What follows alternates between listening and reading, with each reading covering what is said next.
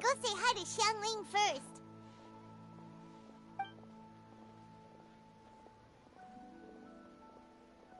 Huh? Xiangling? What a pleasant surprise meeting you here! Oh? Why, the pleasure is all mine, as is the surprise, surely. It must be fate that brings us together in this place. How have you fared as of late? I sense you are older and wiser than the last time we met. It seems your travels continue to yield valuable insights. You are too kind. So, Xiangling, are you here to listen to stories over tea again? I had originally planned to set out after this last round of tea. However, I had planned to take a walk to Qingce village and gather some nascent bamboo shoots, which are currently in season. A villager there once gave me a small sample, and they possessed a most excellent flavor. Huh? Nascent bamboo shoots? Why can't you just use normal bamboo shoots instead? Wait, Paimon knows! Because Zhongli prefers the finer things in life, right? Okay, Mr. Particular, let me guess. Ahem. The nascent bamboo shoot has a uniquely tender texture and a delicate sweet taste that its normal cousin cannot match. An astute observation, Paimon. You know me well indeed. Lantern Rite is almost upon us, but besides the bamboo shoots, there are a few other items I have not yet procured from Director Hu's list. May I ask if you have already made arrangements for the days ahead? Well, we were planning to use the opportunity to say hi to some of our friends, but before we were able to figure out a schedule, we ran into you. Well then, might I invite you to imagine the sheer delight that is a soup cooked with the freshest nascent bamboo shoots in all the land. Generous cuts of pork belly and crisp, fragrant bamboo shoots placed together in the pot and left to simmer slowly for half a day. You're doing this on purpose, aren't you? Paimon's onto your plan. You just want to hoodwink us into fetching your bamboo for you. Why, I assure you, I would do no such thing. I merely wish to inform you of the freshest, most succulent and flavorful bamboo shoots one could ever hope to taste. Ugh. Let's go, Traveler. Paimon's taste buds can't take it anymore. Collecting a few bamboo shoots shouldn't take too long. Paimon has got to get her hands on some of that soup. Such fine specimens are indeed well worth the excursion. Very well. I shall leave the bamboo shoots to you. Should you have the good fortune to find some, please share them with me as well. See? Paimon knew he was just bamboozling us. However, there is no need to rush. The streets of Liyue will be bustling with visitors and filled with all manner of celebrations during the festive period. By all means, go wherever your interests lead you. The nascent bamboo shoots would be but a wonderful final touch to a most exceptional feast. What an honor it would be to savor them in the company of friends. We're heading out. Enjoy your walk, Youngly. Take care now, you two.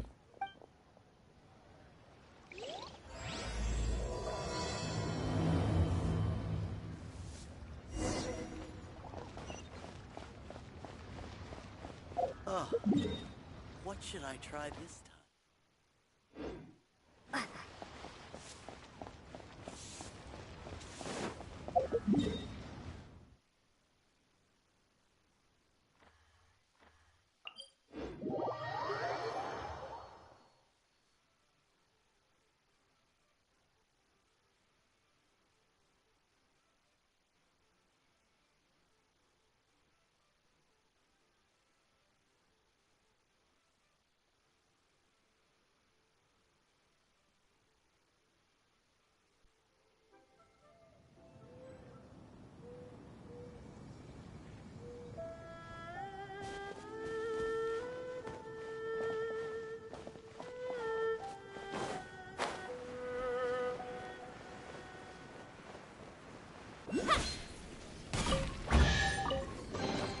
Is this an answer from this world?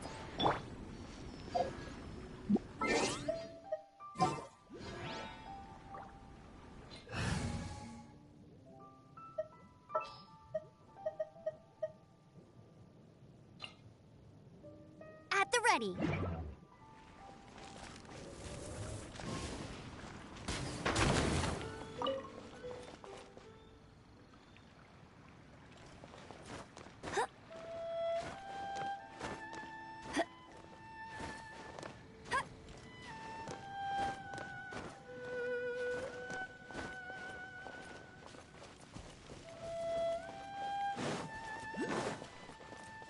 I'll race you there!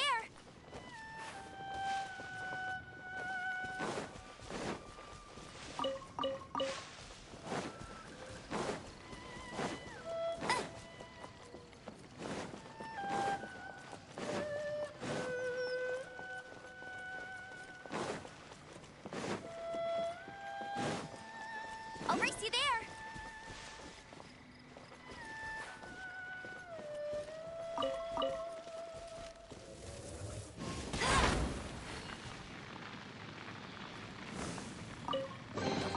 Opening a chest is like unwrapping a gift.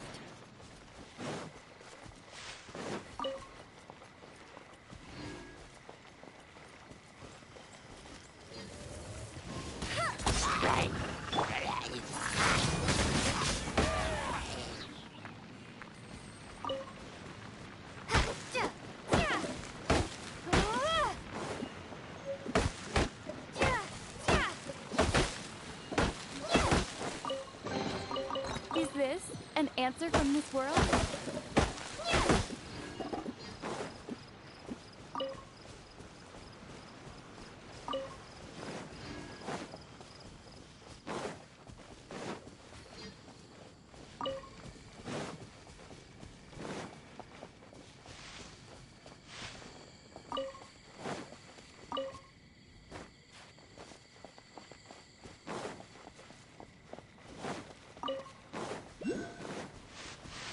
Bamboo shoot, nascent bamboo shoot.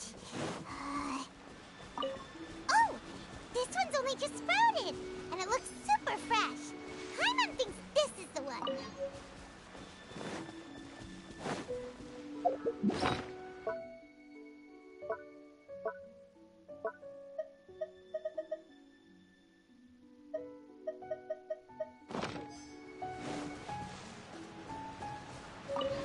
These should be enough. Let's head back. Help! Help! Did you hear that? Someone's calling for help. It's coming from over there.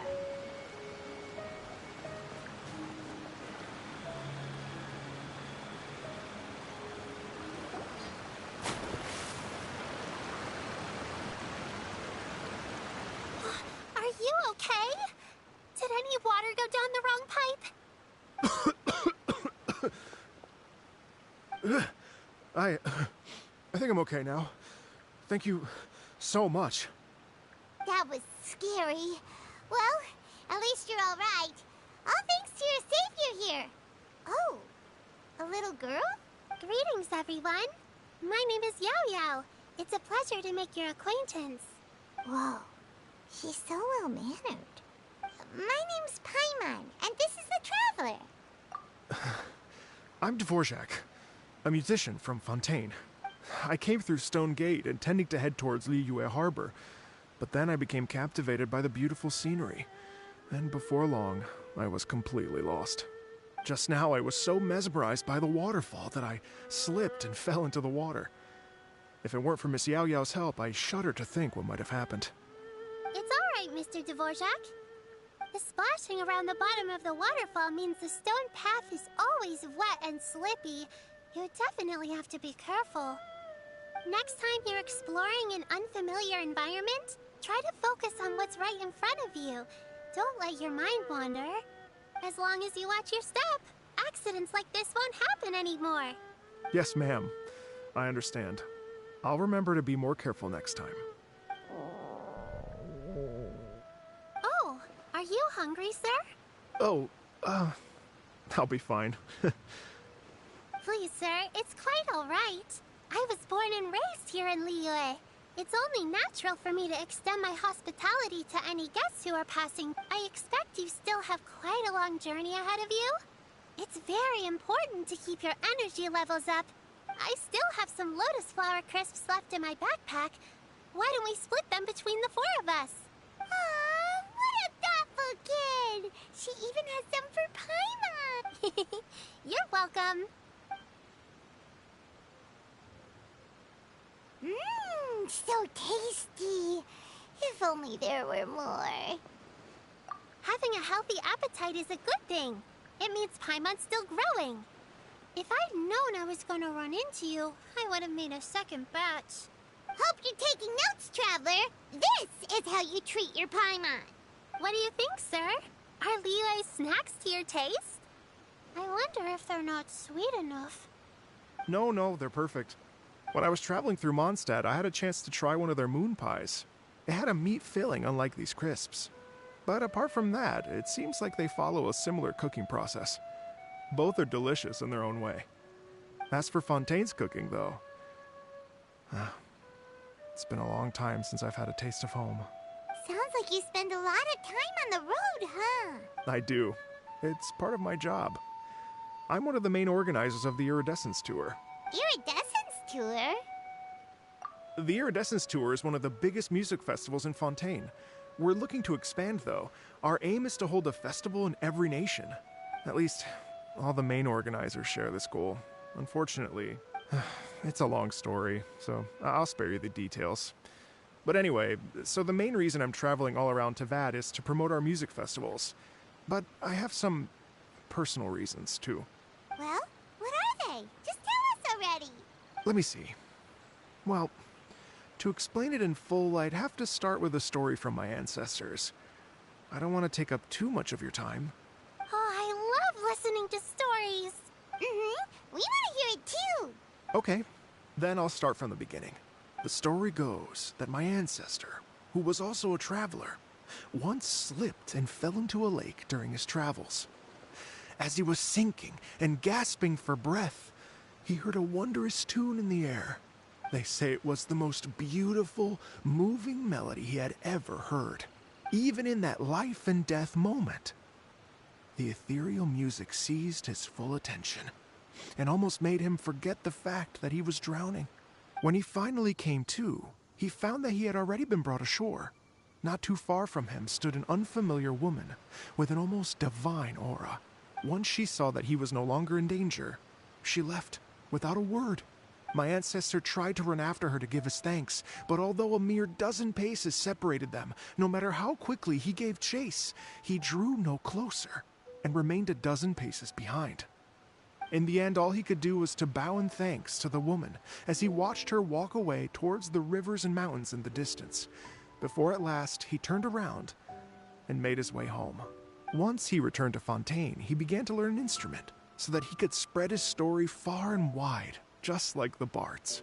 After generations of retelling, embellishing, and dramatizing, people have come to think of that lady as something like a fairy. The story's become something of a local legend in Fontaine. It's called the Lady Overlooking the Lake. People now say that if you go down to the lakeside and play an instrument, so long as you play a pleasing melody, you will hear a fairy lady who is hiding out of sight, playing along with you. Wow! Exactly. It may just be a legend to others, but for me, it's a real part of my family history.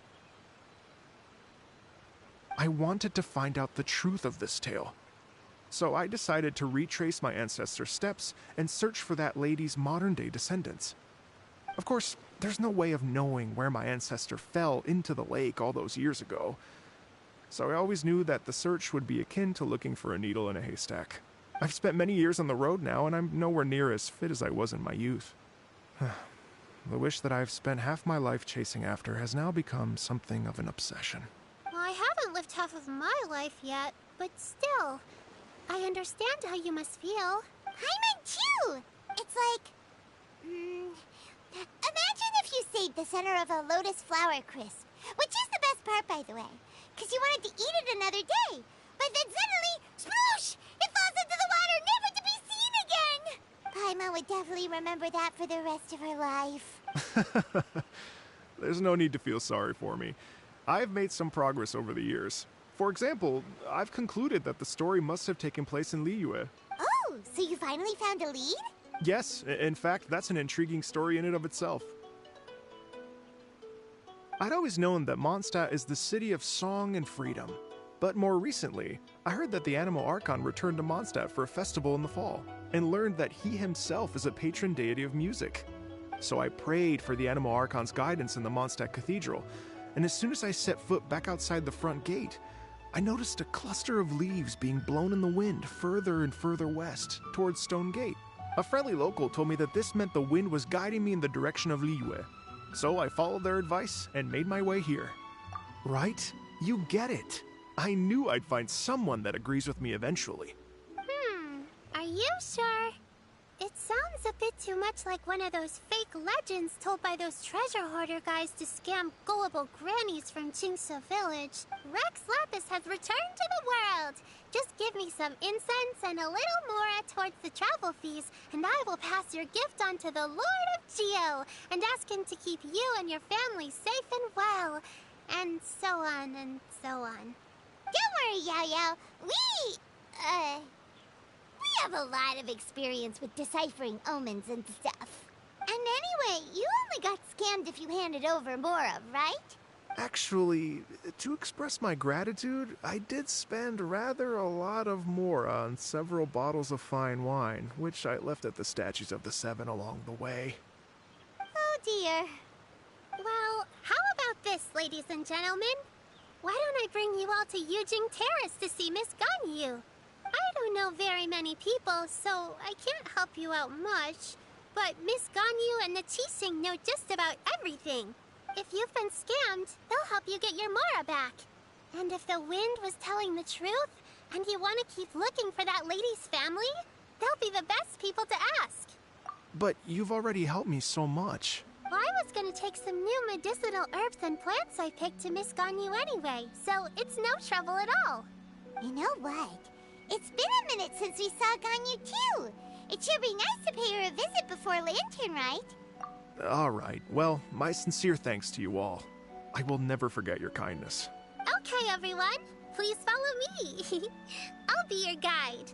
Remember to watch where you're going, okay? Uh-oh.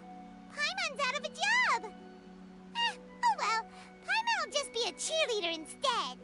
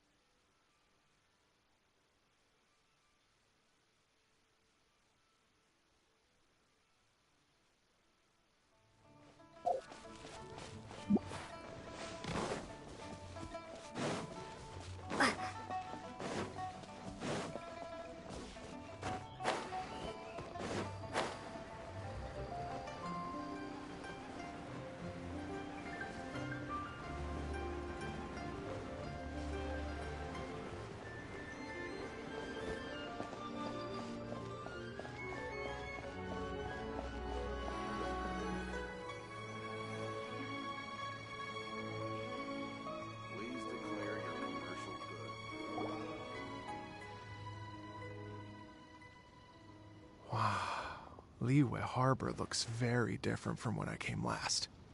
It's almost as if I'm listening to the same melody, but with a richer timbre and new variations added. Well, we are here during Lantern Rite after all. It only comes once a year, so they always have a big celebration.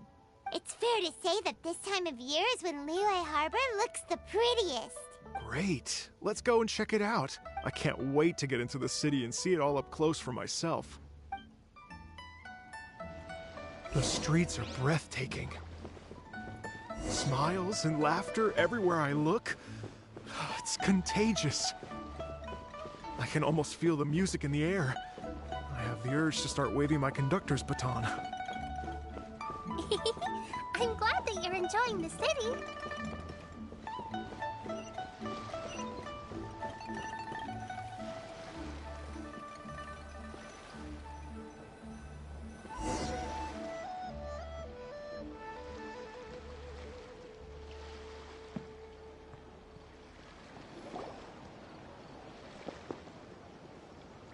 Hey, everyone! Fancy meeting you all here. What a nice surprise. Hello, Xinyan. Let me introduce some new friends. They are... Traveler, Paimon, and Mr. Dvorak, right? I've known them all for quite a while. When I was last here to advertise a Liyue stop for the Iridescence Tour, Xinyan was one of the few people willing to give me the time of day. Feels like I've been chasing this Iridescence Tour bandwagon halfway around the world, but I keep getting stood up. What's going on, Mr. Dvorak? I'm so sorry, Xinyan. We've had a string of terrible luck recently, and every time we've tried to put on a show, something or other has come up to stop our plans from materializing. Is that right? I guess it can't be helped. So, what brings you to Liyue Harbor at this time of year anyway? Thinking of putting on a music festival during the Lantern Rite celebrations? A Lantern Rite music festival? Yes, please! No, I'm actually here on personal business this time. Oh, so no Lantern Rite music festival? I mean, that's not just up to me. Hosting a music festival takes a lot of funding and personnel. Moreover, I've never worked with the Liyue authorities before. Even if I were to start putting something together right now, I think it'd be too rushed. Wait, but we're going to meet the Liyue Qixing, aren't we? And they're the ones in charge. Uh-huh, that's right. Miss Kuching and Miss Ningguang can make anything happen. You mean... what? This is the perfect opportunity! Well, sure, it might not work out, but it can't hurt to bring it up as a suggestion. That's the spirit! See? Even the Traveler agrees with me. Mr. Dvorak, don't let yourself be put off by the fact that a few things haven't worked out recently. As for the performers, I can put you in touch with some local artists. My friend Yunjin is a well-known opera singer in Liyue. With her support and a commissioned song from the Yunhan Opera Troupe, we should be able to get something going. But what about you, Xinyan? Are you just going to sit this one out? What do you take me for? If we actually manage to make the Iridescence Tour Lantern Rite Grand Concert a reality, you think I'd let anyone else perform the opening act? Wow! There's that rock and roll spirit! What do you say, Mr. Dvorak? Okay. I'll give it a shot. But the opening act is not something to be chosen lightly, Xinyan. I will judge your work by the strictest of standards, so please make sure you are fully prepared. Are you kidding? I thought you'd never ask. Whew, guess my shopping time's getting cut short. I'm gonna head back right away and start working on this. Yao Yao, if you run into your senior on the way to the Qixing, please send her my regards. Okay, I promise I will. Good luck with your music, Xinyan. You've got this, Xinyan! So about the senior of yours Xinyan mentioned just now. Is that anyone we know? Yes, it's Xiangling. She's mentioned you two before. Xiangling's always thinking about cooking. Whenever she gets scrapes or burns, she just leaves them to heal by themselves. She definitely needs someone around her to look after her. I know you must have looked out for her a lot too in the time you've known her. So, thank you for that.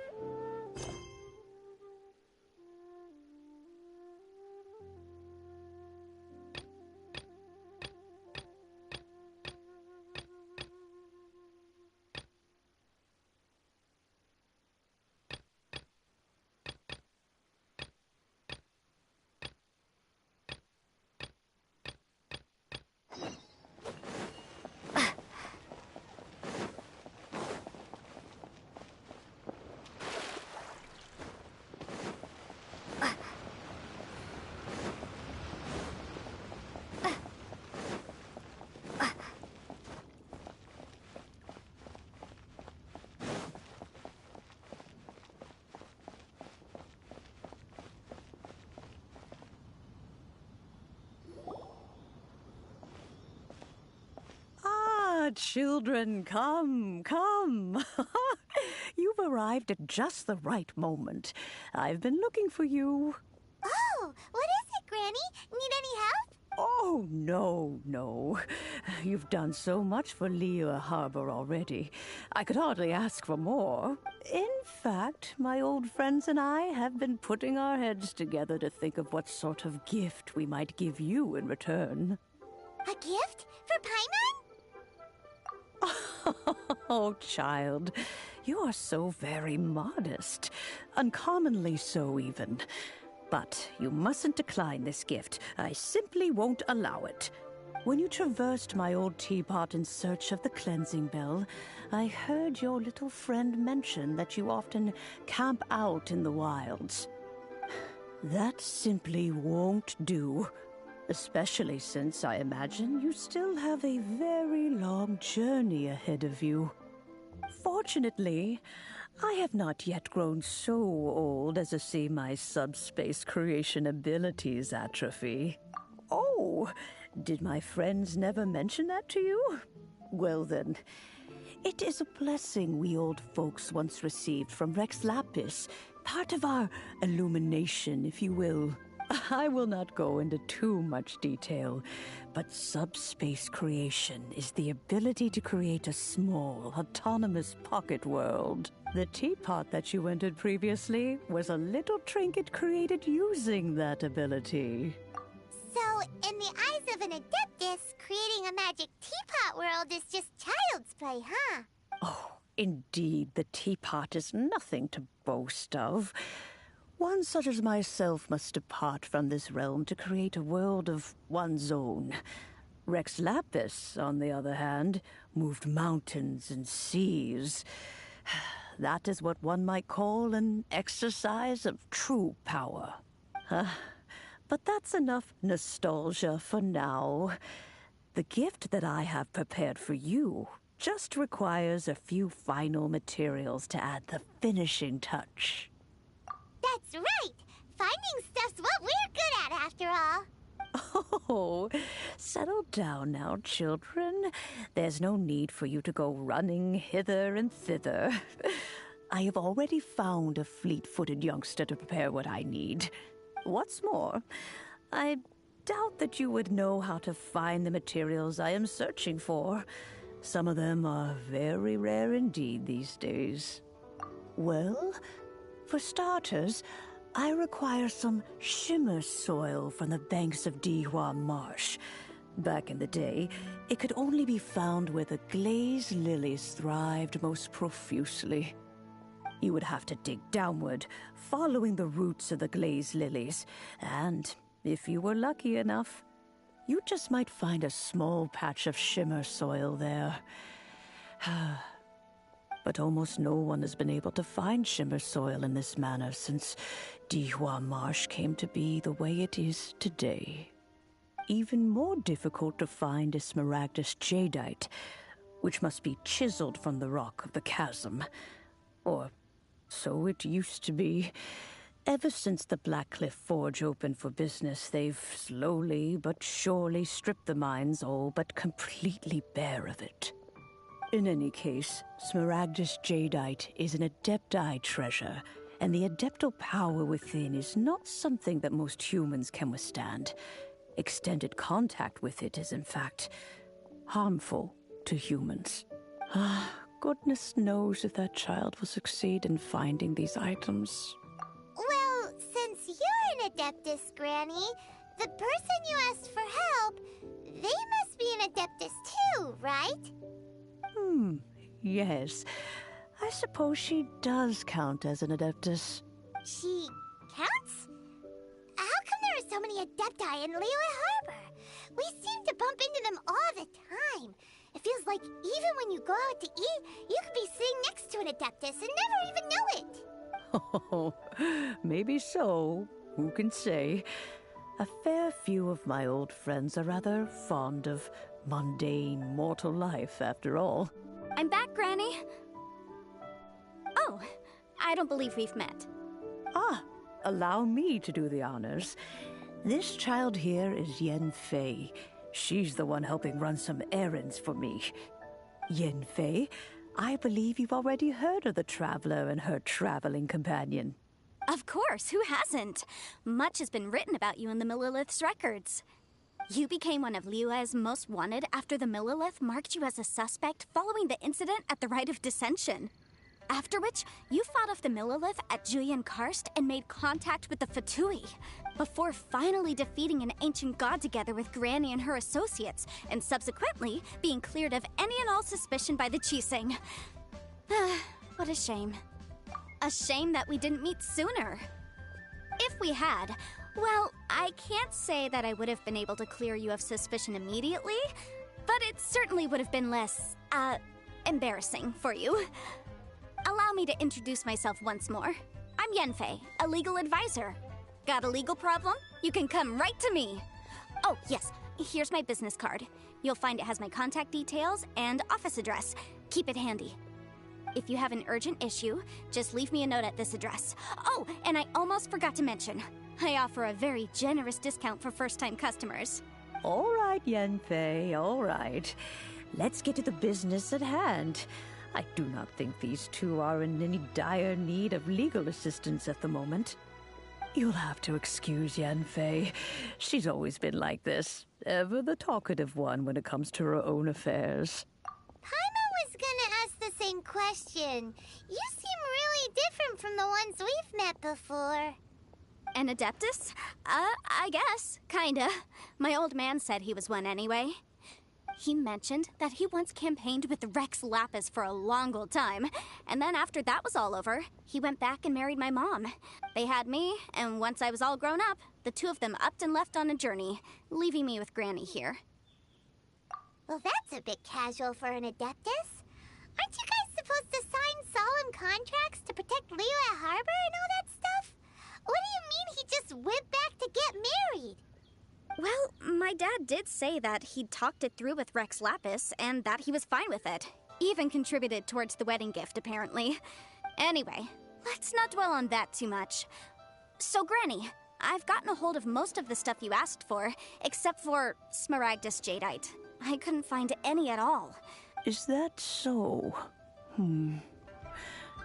But Smaragdus Jadeite is really rather essential. Yenfei, are you sure you can't find some other way? They have helped Liyue greatly, after all. It is only right that they are duly rewarded. I know, Granny, you've told me 1,000 times already. Well, the chasm's definitely a no-go, but there's still a chance we can figure out some alternative means of procurement. Hold on a moment.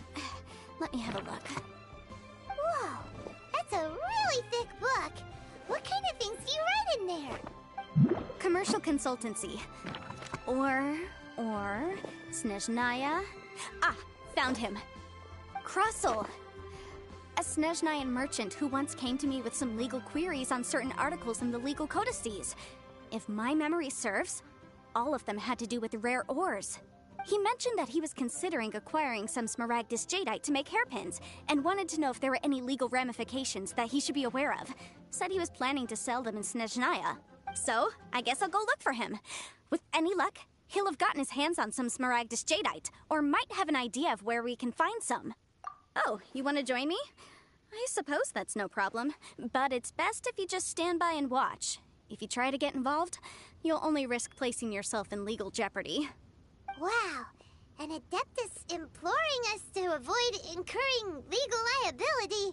Well, that's a first for sure. Best we be a little more careful than usual while we're with her.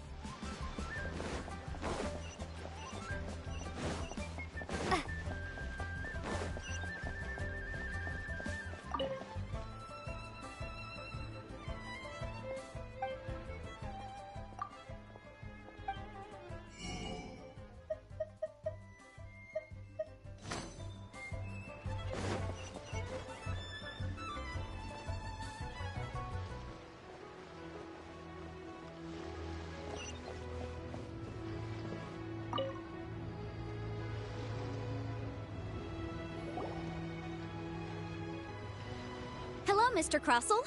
How's business been? Oh, good, very good. All thanks to your advice, Miss Yanfei. What brings you here today?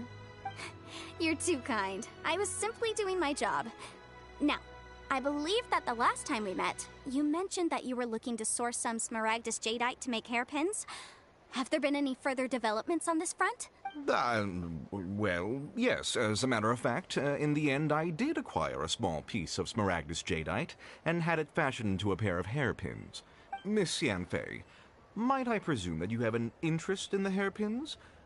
I must apologize. I've already rented them out to a lady named Zhi. If you'd like to inspect them, you may have to wait quite some time. Wait, isn't Smaragdus Jadeite really rare? Aren't you worried about the hairpins getting damaged or lost while they're being rented out? No, I'm not worried in the slightest, because I signed a contract with Miss Zhi before renting them to her.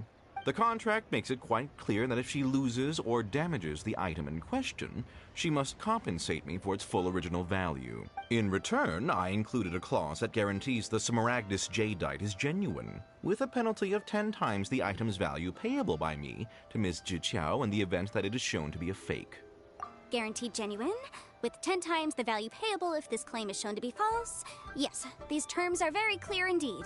Of course. This way, both the client and I have the assurance we need.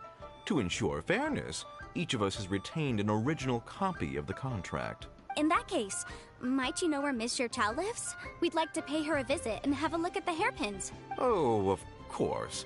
She wrote her address down when we signed our contract. Here, I'll mark it on your map for you. Thanks a lot, Mr. Crossell. We'll be off now.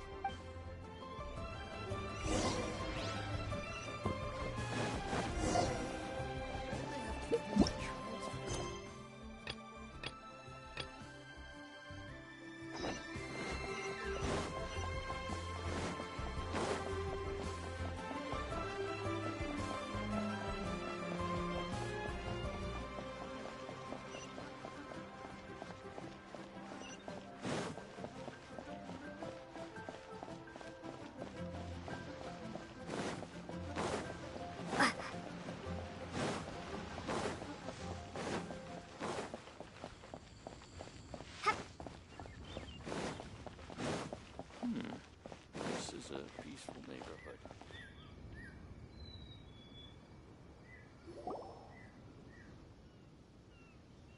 Oh, it's Master! Is it okay if I go and say hi to her?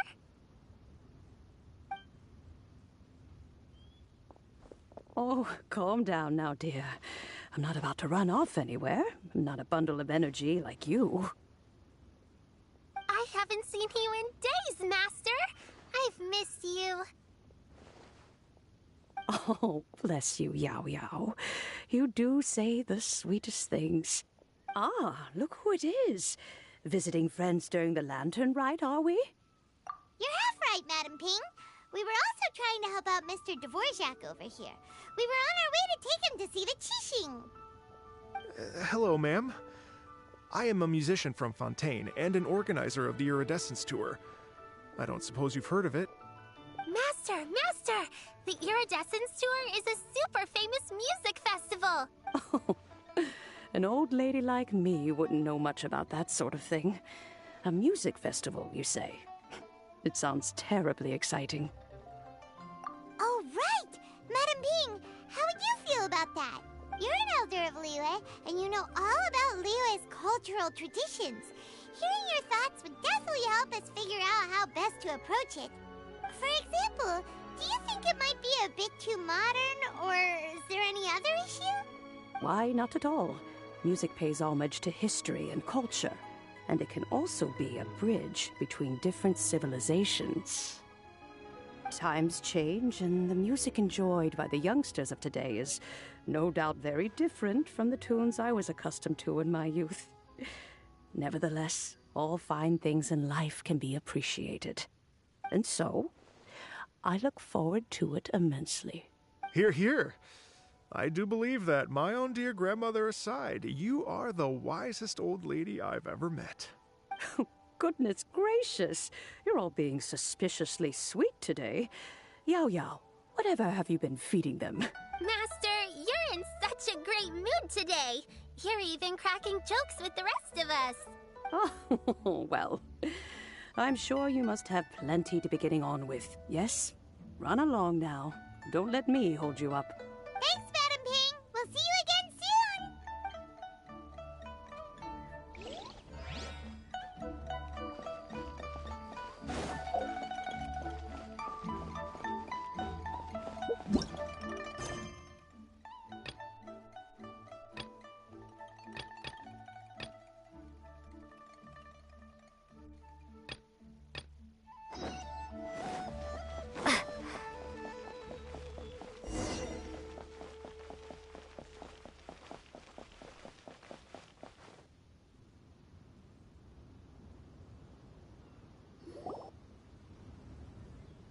I have gathered everyone here today to make an important announcement.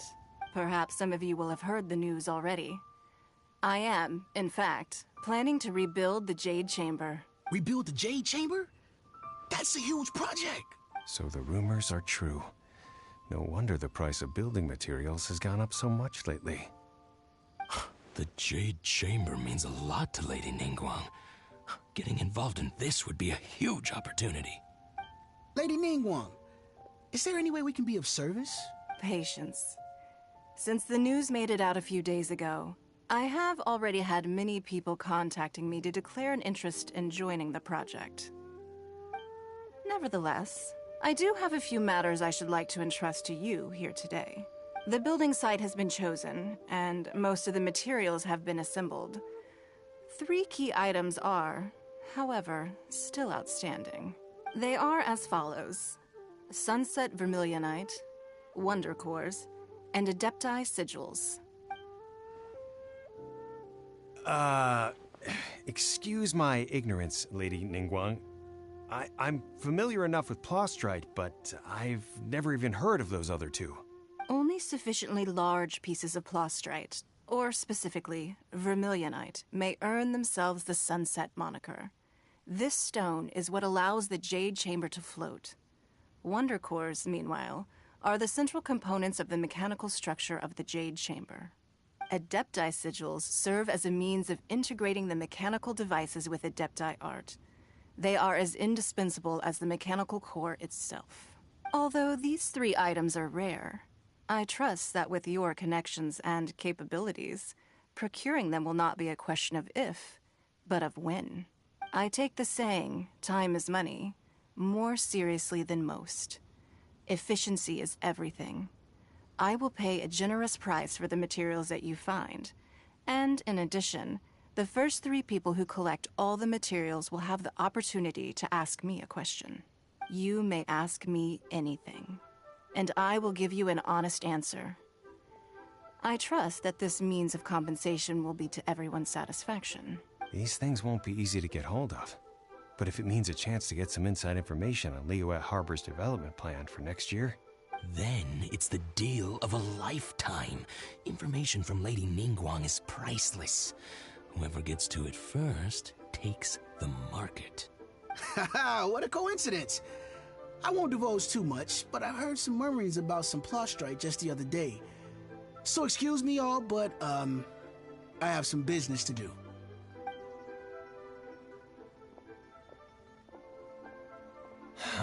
No. We better move quickly, or this opportunity will be snatched away from us. Ningguang's rebuilding the Jade Chamber? This is a huge deal! Let's get involved! So you heard my announcement, did you? What do you think? Interested? Yes. Providing the question pertains to something I am knowledgeable about. Really? Ooh, then Paimon will ask you about how to run a business! Then we'll never be short of Mora ever again. Of course. But how much information I share with you will depend on your performance. The construction of the Jade Chamber requires a great deal of space. The abandoned mine outside the Golden House has been selected as the building site.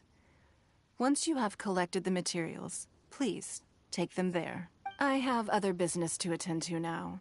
Otherwise, I would gladly escort you to the site in person. When you do arrive, please seek out my secretary. Remember, this is a race against the clock. A rare opportunity presents itself to you. Do not let somebody else snatch it from your grasp.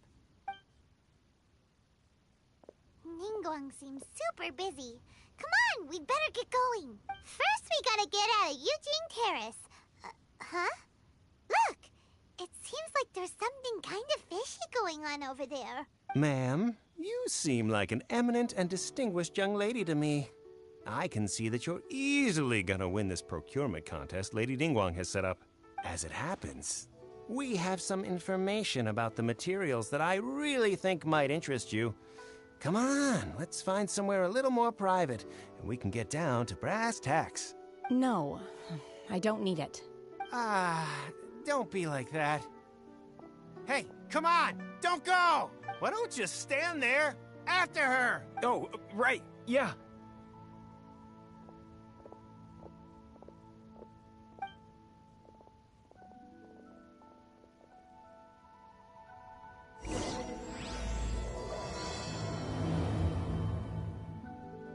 Did you hear that?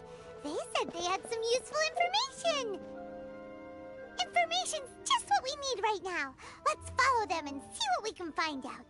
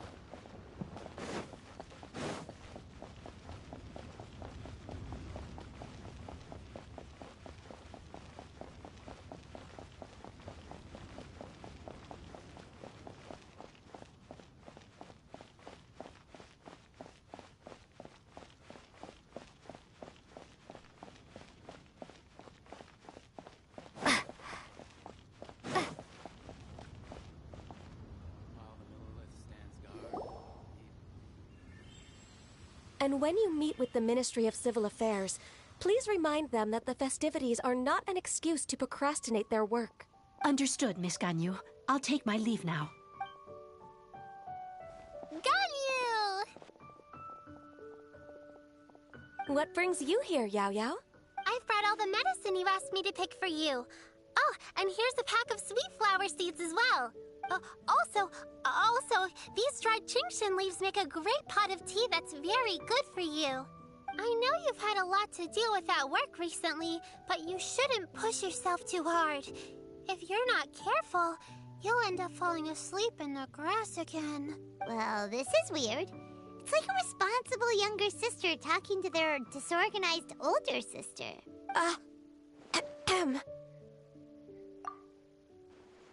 Thank you, but Paimon's criticism is quite valid. I do have a tendency to neglect matters outside of work, and that's something I should improve on. Oh, my apologies. I don't believe we've been introduced. Paimon will do the honors.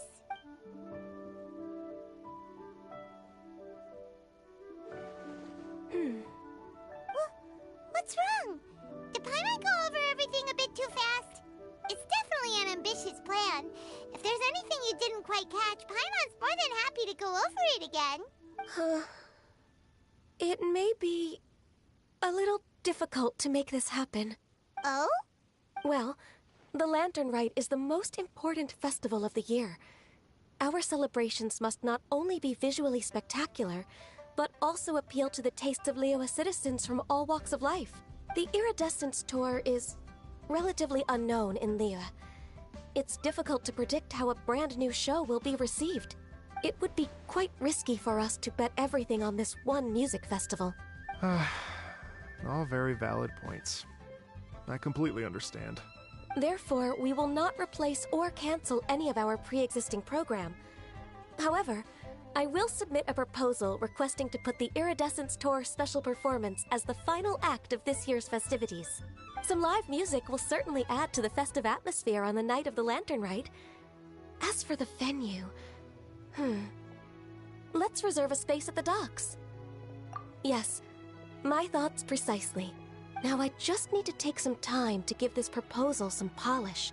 As long as I clearly lay out the pros and cons, and highlight the key points of the proposal, given that Ping and the Traveler have both given the idea their blessing, I'm confident that Qixing will be sure to give it serious consideration. Mr. Dvorak, I will need to discuss with you the number of musicians who will be coming to Liyue, as well as their catering and accommodation requirements. Oh, yes, certainly. Let's step to the side and discuss further.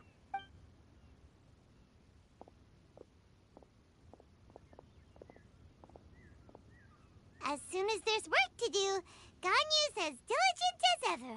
I couldn't agree more. Master once said that everyone has things that they are good at and things that they are less good at. So, with that in mind, Ganyu shouldn't feel compelled to become perfect at absolutely everything.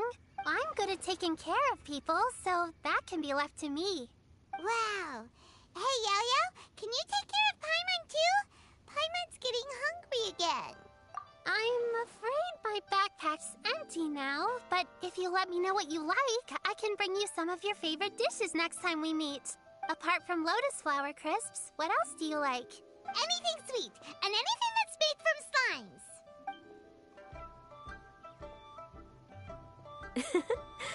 Here's what I've drafted so far. Anything else you want to add? No, this is excellent. I'm racking my brains, but I don't think you've missed a single thing. Perfect. Then we'll leave it as is. I'll go make an official copy. Oh, perfect timing. We were just wrapping up our discussion here. Not at all. Every second counts for a complex proposal such as this. I will inform the Qixing of this development immediately. Please give me a moment to pass on the message. Yao Yao, thank you for bringing my herbs. I will make sure to take them. Remember to make tea from them first, Ganyu. You mustn't just chew them raw. I will. Okay, I should be getting back. If Yao-Yao stays out for too long, Mom and Dad will be worried sick. Everyone, I'm sure that the music festival will go off without a hitch, so don't worry. And in case I don't see you before, I wish you all a very happy Lantern Rite. Thank you, Yao Yao. Happy Lantern Rite to you, too. We should go get dinner together sometime!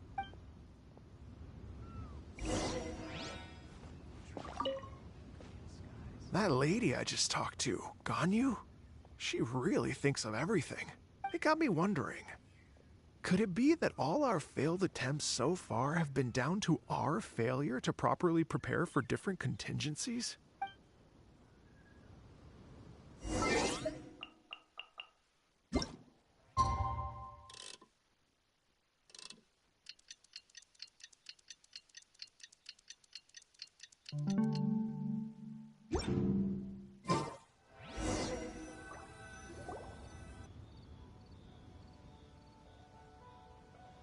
Greetings, Traveler, Paimon, and Mr. Dvorak. Call me Kuching. Ganyu has brought me up to speed on everything. I'll get straight to the point. The Qixing have approved Ganyu's proposal. Over the next few days, I will be working with Mr. Dvorak on behalf of the Qixing to facilitate the organization of this concert. Yay! That's awesome! Please. The Qixing have a duty to deal with matters such as these. We have merely moved things forward to the next step. On a more personal note, I am an avid supporter of all things new and innovative. As such, it is my privilege to work with you on this exciting project. Thank you so much, Kuching. I'd become quite discouraged after our recent failures and was expecting the same outcome once again, so I didn't dare to get my hopes up. Never in my wildest dreams could I have imagined this going so smoothly. It's like a dream come true. Right, time for me to call in the performers. To stage a concert at a high-profile event like this is a rare opportunity. We'll make sure it's a night to remember. Yes! Our music band's finally getting fired up! Yes, indeed. I know exactly what I'm doing from here. For a musician, music will always be the language they are most fluent in. Oh, that. Well, that can wait for another time. Oh. Ganyu? What's wrong? They told me all about Mr. Dvorak's situation, but I was so engrossed in drafting the proposal that I forgot all about it. Oh, that's quite all right. I don't even know what the person I'm trying to find looks like, so it was always going to be a long shot. Don't worry about me, Ganyu. Your time and energy are needed elsewhere. I'm sure you already have plenty to deal with between this concert and everything else going on during the Lantern Rite. Thanks. It was just that I had a few initial thoughts when I heard your story. For instance, I wonder if this lady your ancestor met might have been an Adeptus. What do you think? To tell you the truth, Mr. Dvorak, I am somewhat related to the Adepti myself. I am part human and part Qilin. The Qilin is an illuminated beast. I know how important your quest to get in touch with your roots must be to you, because I've been there myself before, trying to find out where I belonged. Did you say the Adepti? And you're illuminated beast? Part Qilin? Are you telling me all the rumors of the Liyue Adepti are real? So it's not just artistic license? You bet they're real! Trying to track them down is tough, though. Like Julian Karst itself. There's nothing specifically stopping you from going there, but getting in and out of there is quite an ordeal. Yes. Anyway, if you're looking to uncover a lost melody or shine light on a forgotten aspect of Liyue's cultural history, I'm probably not the best person to ask. But if it's a person you're looking for, then I just might be able to help. I see. I think I understand the situation now. In that case, Ganyu, shall we divide the work between us? Yes, that was also my thought. Great. So Mr. Dvorak and I will concentrate on things here in the city to make sure the concert goes according to plan. In the meantime, Ganyu will reach out to our network and try to find the person he's looking for. How's your workload at the moment? Will you be able to make time? I can probably get through everything in 2 days, as long as I don't sleep. Wait, what do you mean as long as I don't sleep? Even for someone with illuminated beast blood in their veins, working for such an extended period without a break will take its toll on your health. Somehow that does not sound persuasive coming from Kuching. Be it but 3 moons from the start, he who returns is not he that departs. Even I know the importance of maintaining a healthy work-life balance. In that case, 3 days. All right, I can work with that. If you have the time, would you join me for this search? You're well known to many of the Adepti and respected among the people. I'll feel much more at ease with your company. Okay, then let's meet back here in 3 days. Watch this space, Mr. Dvorak. We'll get to the bottom of this. You're all so helpful and kind. I just... Just think. Imagine if we found the Adeptus lady, or one of her descendants, and got them to come to the performance. Wouldn't that be amazing? It'd be such a happy reunion. And that's exactly what this festival's all about. You're right. Okay, I'm gonna pull out all the stops to make this Lantern Rite a true extravaganza. We should probably get going. Mr. Dvorak, could you come with me to confirm the site? Ooh, we're coming too! I was wondering, what are your thoughts on music? What does it mean to you? Music sounds nice? Truth be told, the question of what music means to people is one that I've been pondering for quite some time. Let's revisit this question after the concert.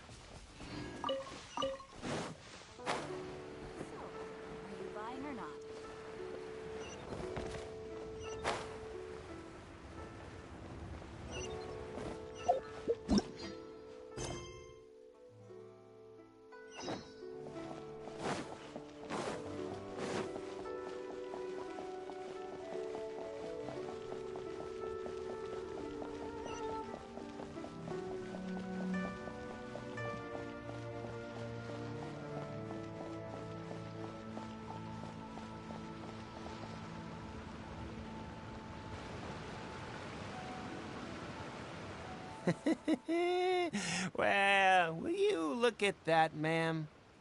Nowhere left to run. Don't worry, we're not bad guys. You give us some mora, we give you a little info. Everybody's a winner. Boss, I got a bad feeling about this. Look at her, the white hair, the energy she gives off. I'm telling you, there's something different about her. So what? She's loaded. How are we ever going to repay those gambling debts if we just let money walk away from us, huh? I've already told you, I don't need your information. If you still can't grasp that, I'm happy to repeat it in a way that won't be so easy to forget. Come on, ma'am. You seem like an intelligent lady. I shouldn't have to spell this out to you. It's not about whether you need the info or not, okay? It's about you taking out your money and handing it over and nobody getting hurt. I won't... No more excuses! I know you have money. I saw you. Yeah, I saw you. Strolling into Leo Lee Pavilion, ordering a table full of food, and only taking a few bites. Then Shinyue Kiosk, then Wanmin Restaurant. Same story each time. You order all the signature dishes, take a few bites, then you're on your way again. How could you afford to be so wasteful if you weren't from a rich family? And since you're so rich, what's the loss to you in giving us a little spare change, huh? Master warned me not to lay a hand on anyone in Liyue Harbor. But here we are. Perhaps... yes. Let's call it fate. Boss, I'm telling you, something's not right. What are you afraid of? We're just selling information. It's not illegal. If she lays a finger on us, all the better. We'll sue her for everything she's worth. Oh, you again. The Millilith? What are the Millilith doing here? Did you do this? You ought to mind your own business. I swear! Silence! How dare you threaten innocent civilians? You're coming with us. No, don't be angry, sir. Please, let me explain.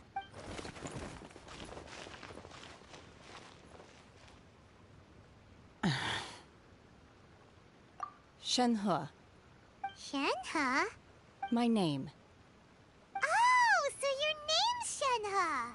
Paimon's name is... well, Paimon.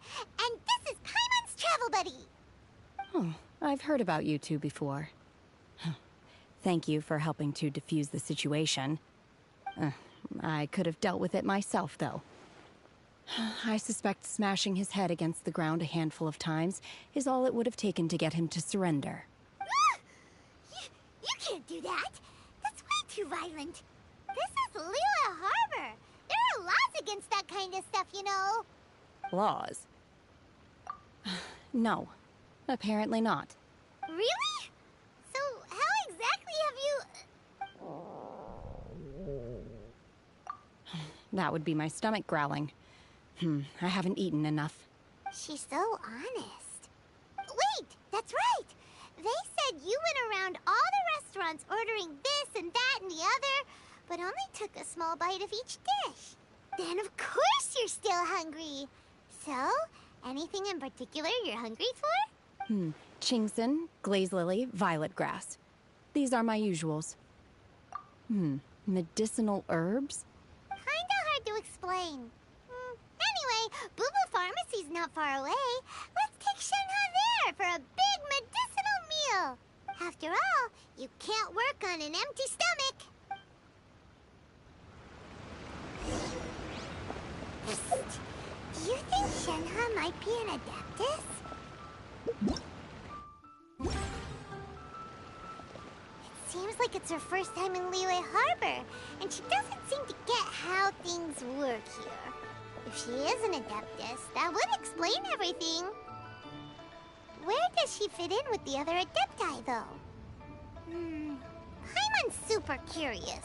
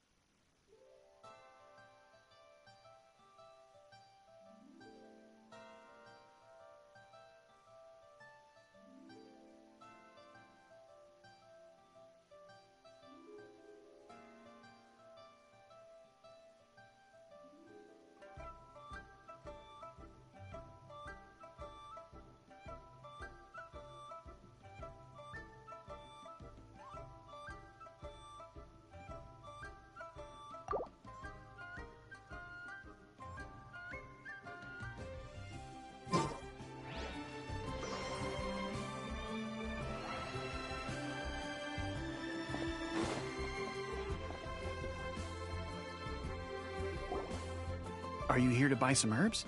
I do hope you brought your prescription. Ginseng, glaze lily, and violet grass, please. Half a pound of each. What kind of prescription is this? Sounds more like a lunch order. Oh, here you go. That's everything we have in stock. Thank you. She's really eating them!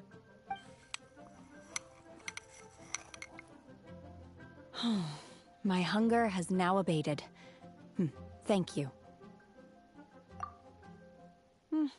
Rather awful.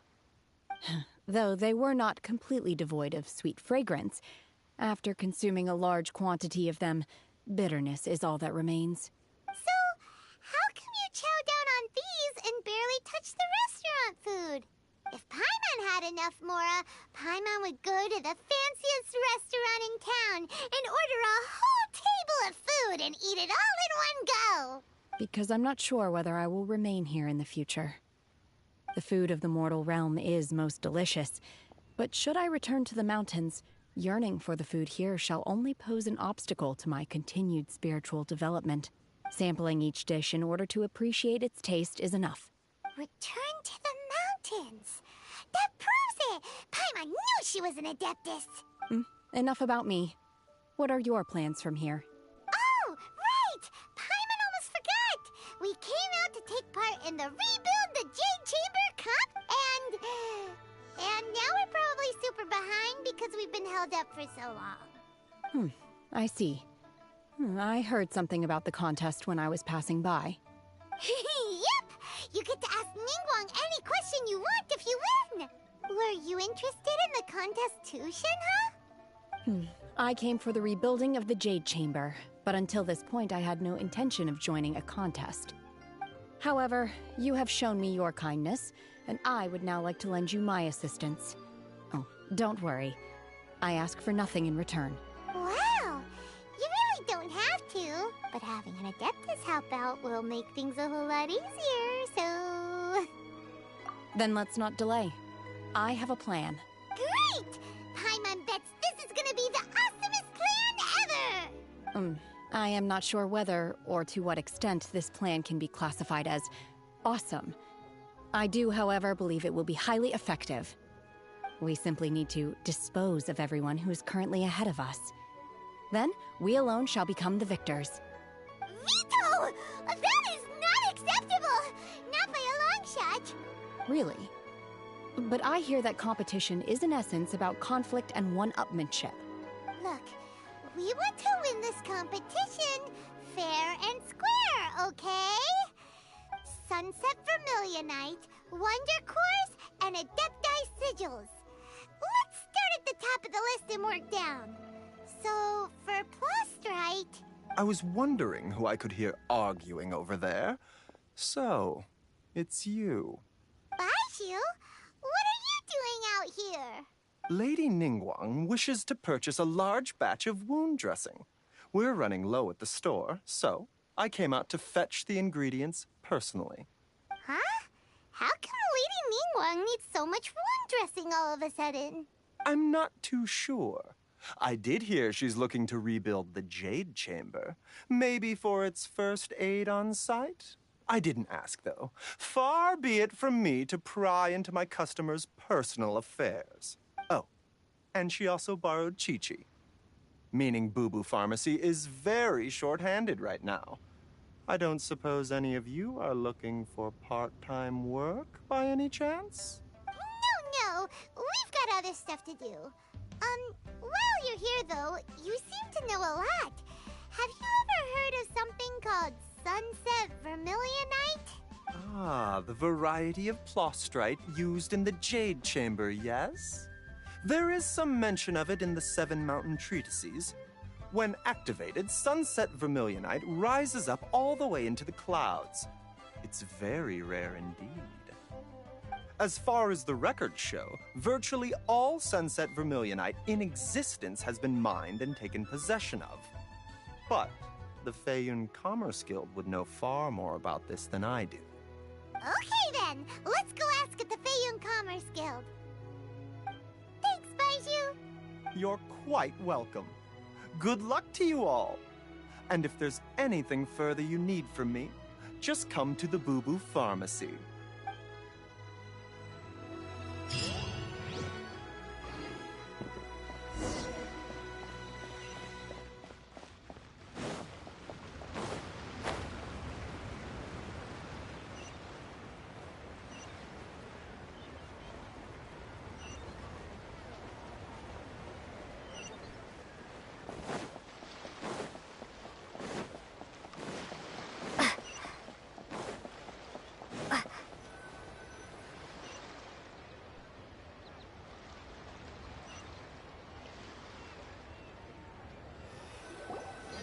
Lady Yuhang?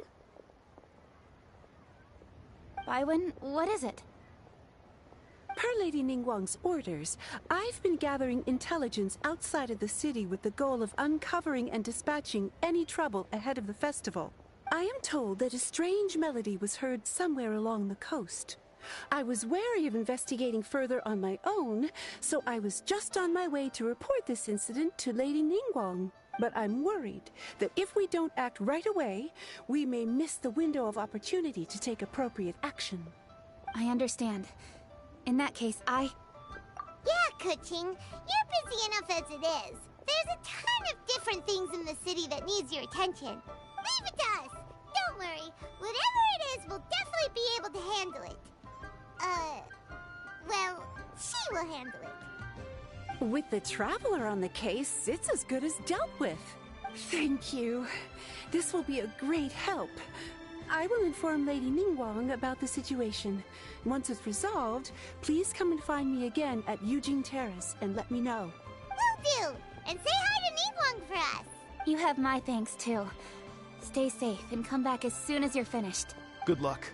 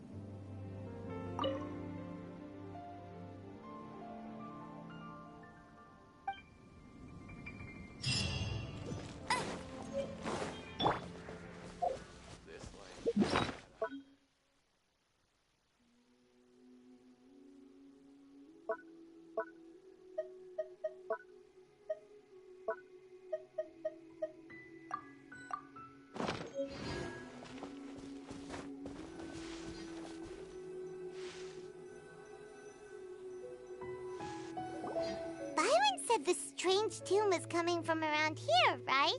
But Paimon doesn't hear anything. There doesn't seem to be a soul in... I was just wondering who in their right mind would come out to a place like this. So, it's you two. Yeon!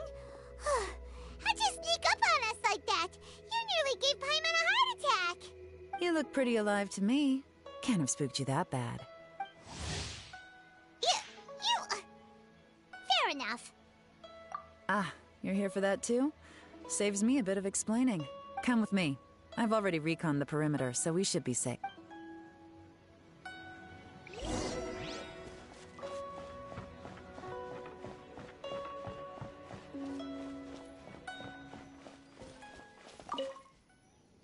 The doors and the windows are all fine, so there definitely wasn't a break-in.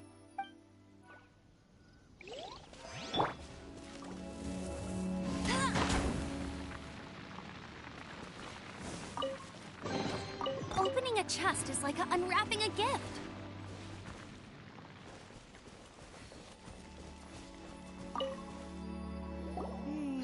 The stuff by the door is in pretty good condition, though. It can't have been too long ago that someone was last living here.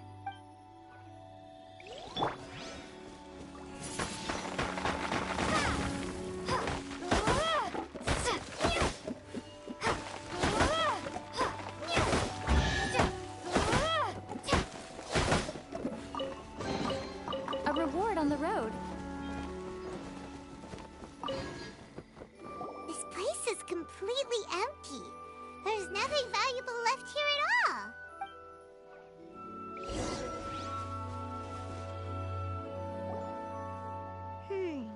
How strange. It looks like it's been looted, except for the fact that there's no sign of a struggle.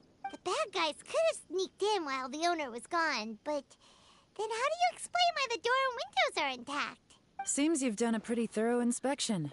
So, any theories on what might have happened here? Yeon, you didn't hide some of the evidence from us on purpose, did you? Why would I make this more difficult for you? We're on the same side here. Okay, well... Paimon gives up then. Paimon's got nothing. What about you? Give up as well? Your instincts are pretty good. Or perhaps it's not instinct. The strange melody is one of the few pieces of information you have available, after all. Let me share a folk story with you. A long time ago, there used to be a group of bandits in the Liyue countryside who would sound a horn every time they were about to raid a village. But it wasn't a rallying cry to rouse their fellow men. It was a disconcerting tune, meant to intimidate the weak and warn them of their impending doom. To escape with their lives, the villagers would abandon their homes and flee overnight, taking only their most valuable belongings with them. Everything else was left behind. The bandits were eventually brought to justice, but the fear and trauma remained in the villagers' hearts. Whenever they heard that melody, they would feel like their lives were in danger once again, and flee immediately. The culprit of this crime exploited that very fear to get access to this house without having to force their way in. Whew! That's quite the story. The victims obviously will have gotten quite a fright, but at least they won't be in any great danger.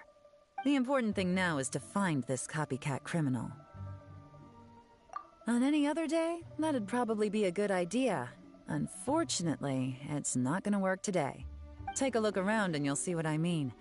This criminal is clearly well-versed both in using music to commit crimes and in making a clean getaway. Not only did they stay off the muddy road to avoid leaving footprints, it looks like they were also careful not to bring any gadgets with so much as a trace of elemental energy. Evidently, they were intent on keeping even the most experienced investigators off their trail. Unfortunately for them, I'm one of the best trackers in the business. They're not about to get away with their little scheme on my watch. So basically, if we want to find the culprit, we just need to follow Yeon.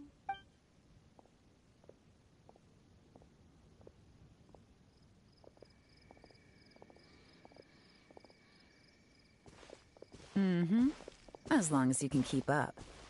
Since the culprit's trying to be cautious and low risk, I'll bet they left through an area with some vegetation for cover, but not so much that it would slow them down.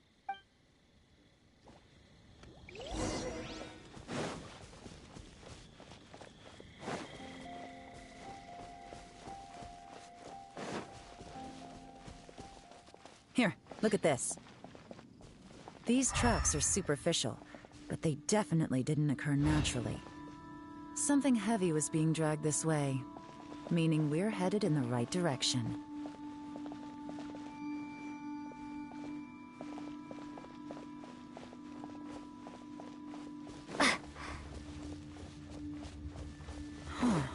Their pace is increased. Normally, people carrying a heavy load slow down as their journey goes on and they start to tire. Whatever's motivating them to speed up must be psychological. For instance, reaching the home stretch.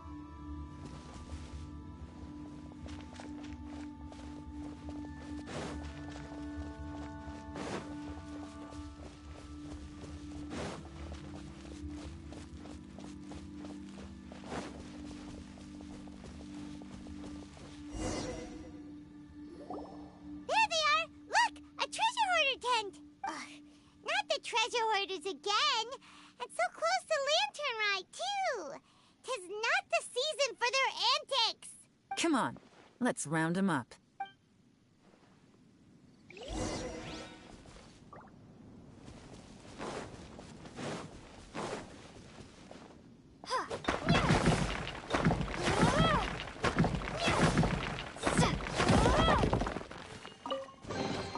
Is this an answer from this world?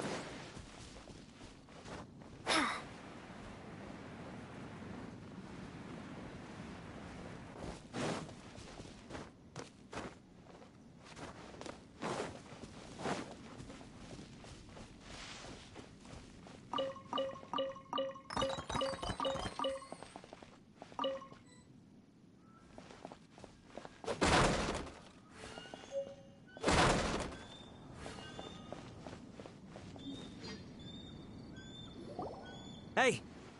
Who are you? Where did you come from?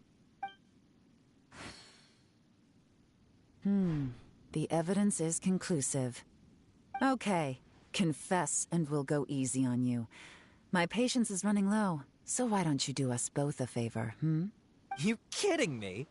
You think I'm scared of you? Perhaps not, but you should be.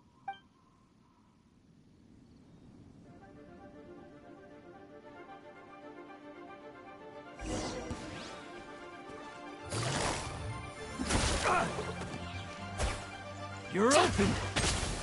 Curses. Gotcha! I surrender! I surrender, please! I'll do whatever you say! Please have mercy! Tell us everything. You have one chance. And I'm warning you. Don't make me ask twice. I won't, I swear! So... Lantern Rite's nearly here, and like a lot of people, I wanted to buy a few nice things. I know I'm with the treasure hoarders and everything, but I don't really have any kind of experience with robbing people and whatnot. So I don't have the guts to break into somebody's house. Wow, you're really going to complain to us about that? No, not at all. I'm just telling it how it is. Okay, continue. I racked my brains trying to think of what I could do, and eventually, I remembered something from back when I was a kid. The bandits would blow their horn, and my grandma would grab us kids and run. I remember the tune, so I figured I'd try it for myself. I mean, just to see what would happen. At first, anyway, I seriously didn't expect that family to pack up and leave. But they did, and they just left all their stuff right there for the taking. It was too easy, I couldn't resist. It was completely wrong of me. I know that now. I'll return everything that I took. It's all still in perfect condition, and it'll be like it was never gone. Please, give me a chance, huh? Let me make it right. Give you a chance, huh? Sounds to me like you'd rather strike some kind of a deal than spend Lantern Rite behind bars. Yes? Yes? You know how to bargain, I'll give you that. It's just a pity that you didn't confess at the first opportunity. You'll have to take a walk with me. Once we've returned the goods, we'll find the owner of the house, and you can apologize to them in person. After that, I'll escort you to the Ministry of Civil Affairs. Yes, ma'am. You know, As a former victim of this kind of crime yourself, I doubt anyone understands the fear you inflicted quite as well as you do. Does your greed matter more to you than your fear? More to the point, if you can play a tune from memory, don't you think you should be capable of making an honest living?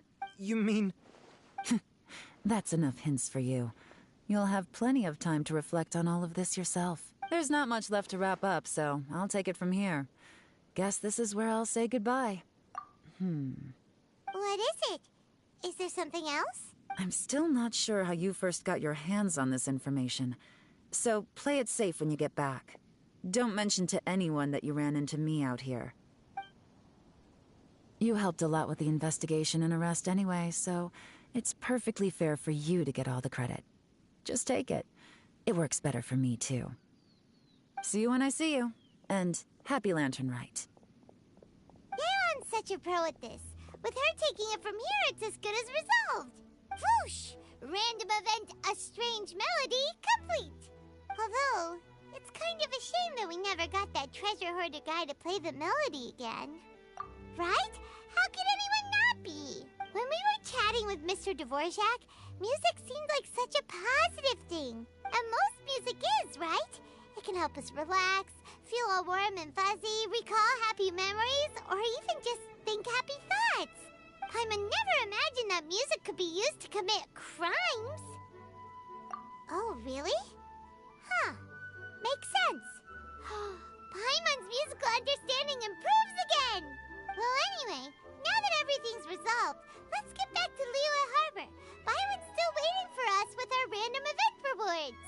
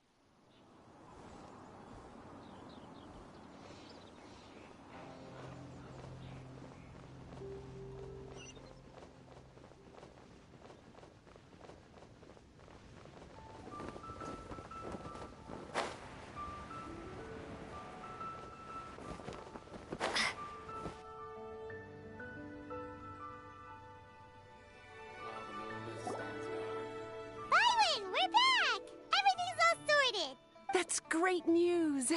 Oh, please wait here a moment if you would be so kind. Lady Ningguang instructed me to advise her upon your return.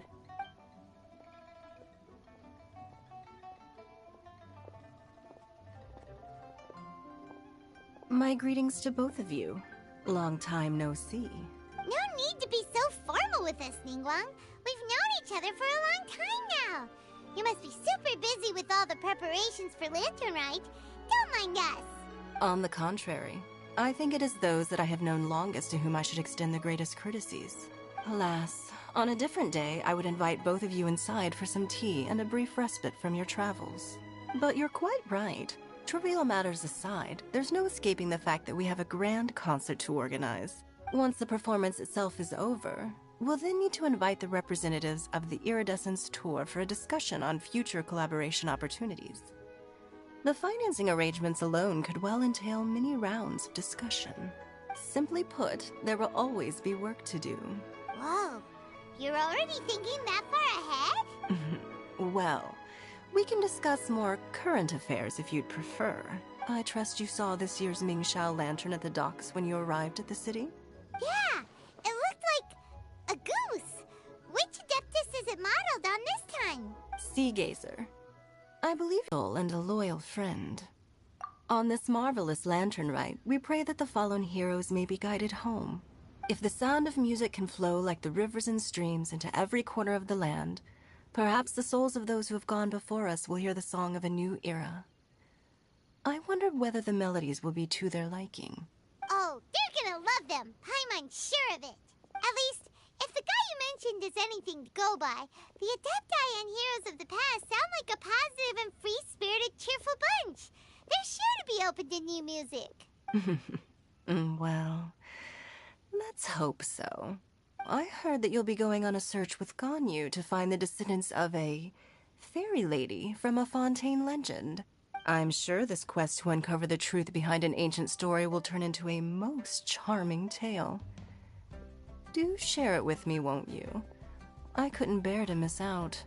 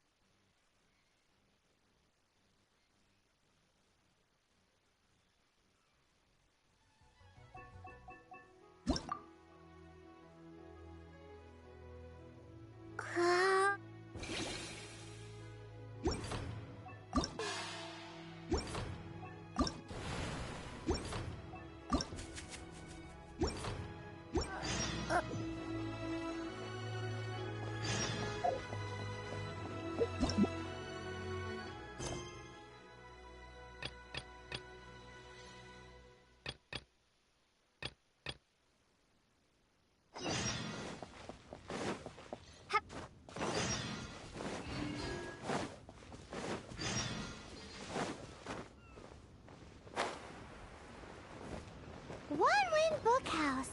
Guess this is where we go to buy books in Liyue. Should we ask here if they have a copy of the Liyue volume of the Teyvat Travel Guide? It's super-duper interesting.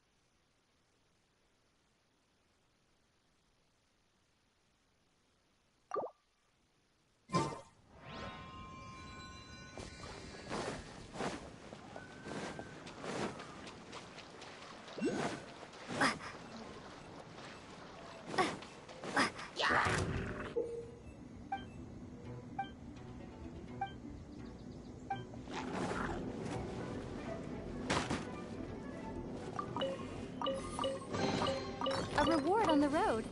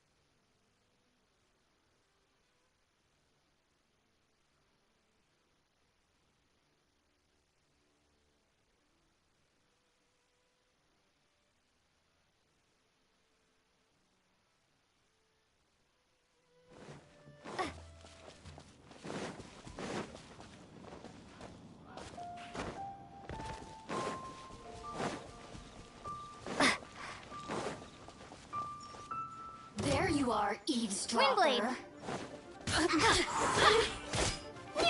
Over here! Let me amuse myself a little.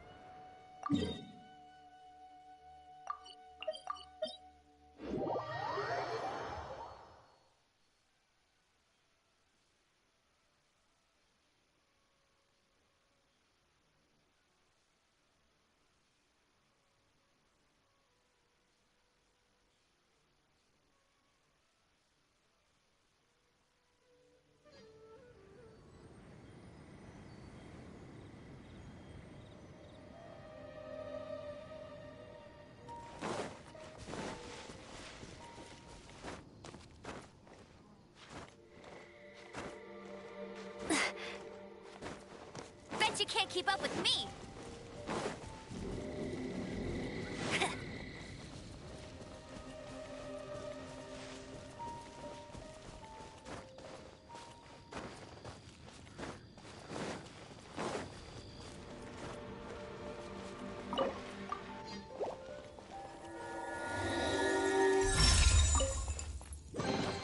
Opening a chest is like unwrapping a gift.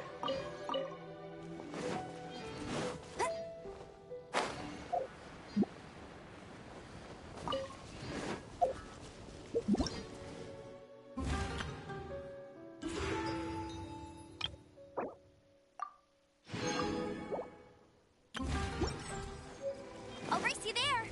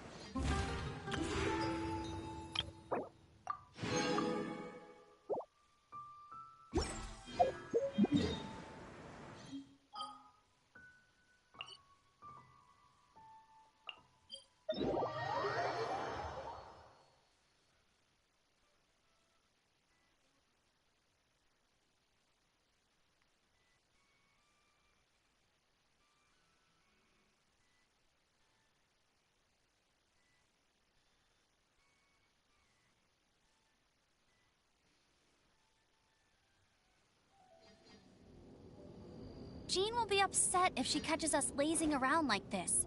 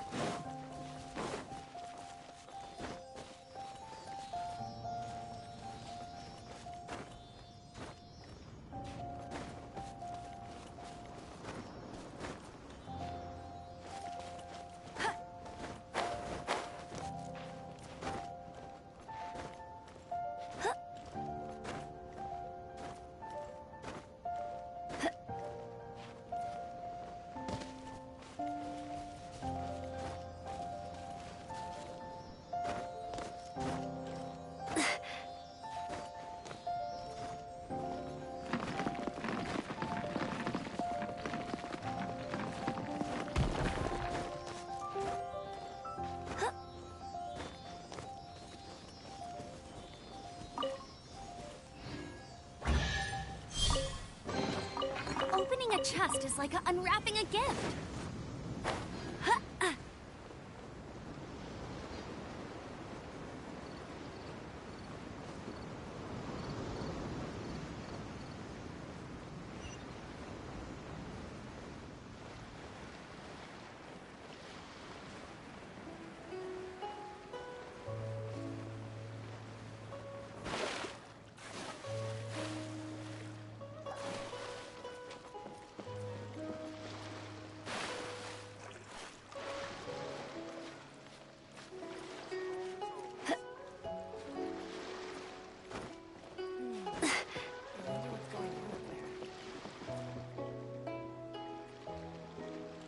Bet you can't keep up with me!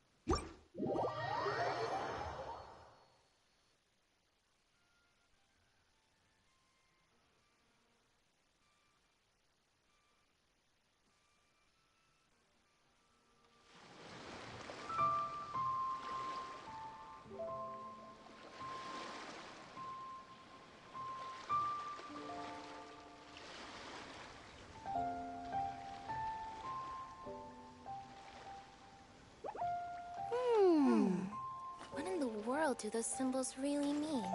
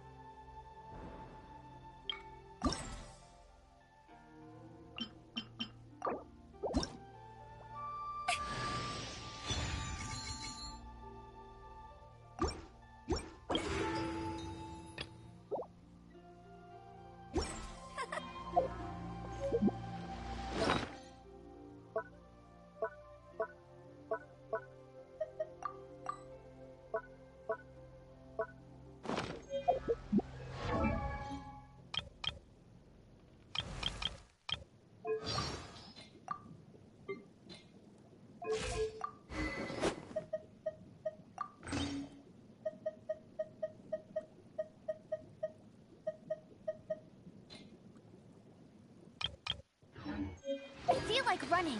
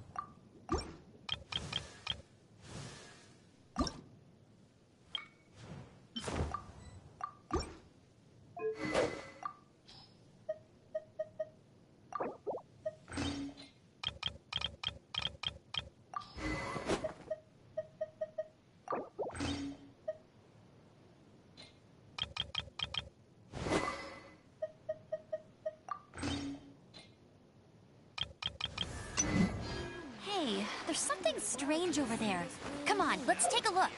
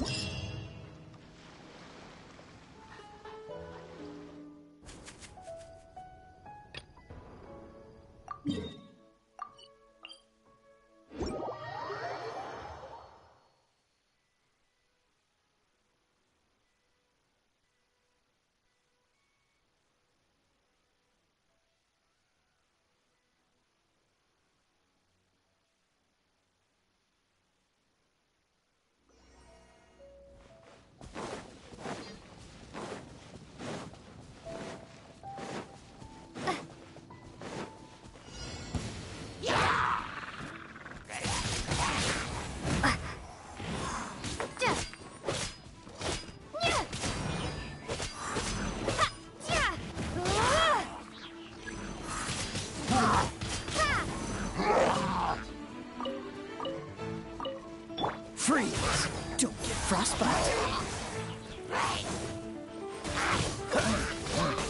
Dodge this!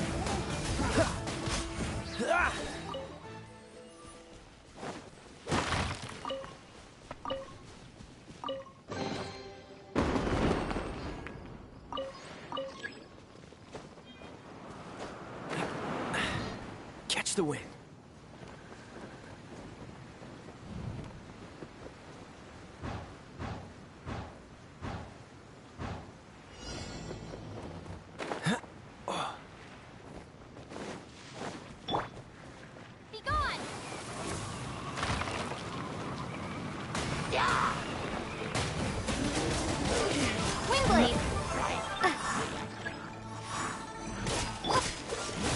Oh, so sorry.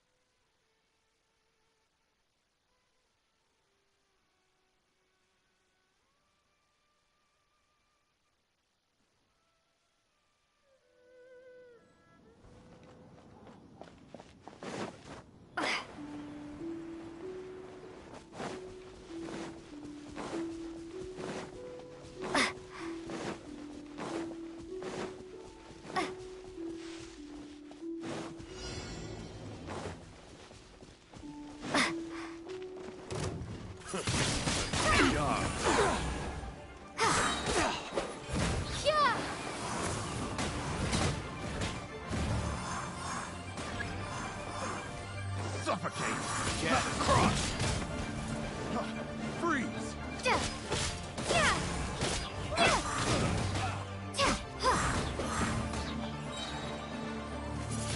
Cross!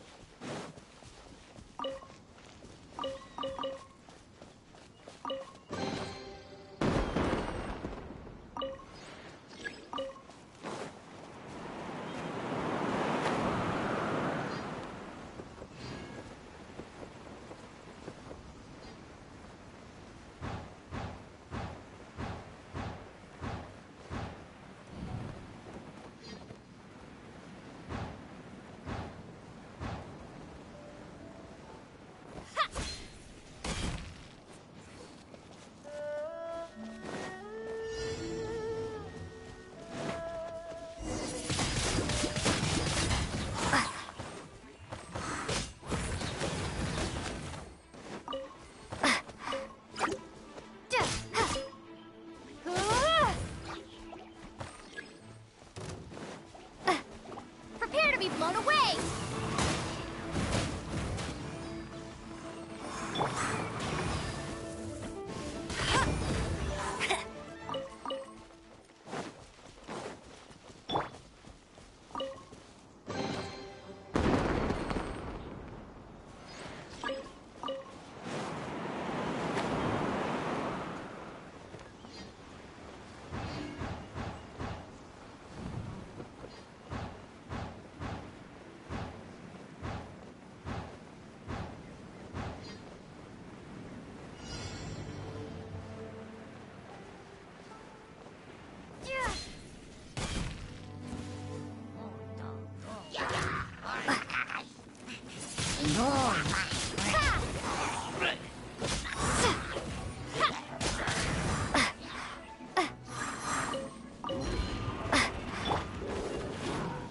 Try not to enjoy this too much. Freeze! Don't get frostbite.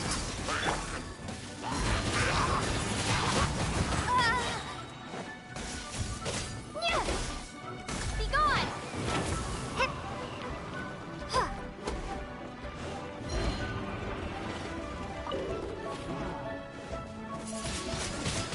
Windblade!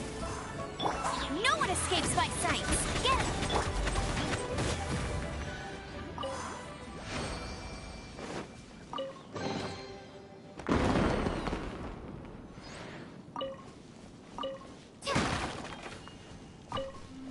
Looks like it's about time for us to meet up with Ganyu. Let's head to Eugene Terrace.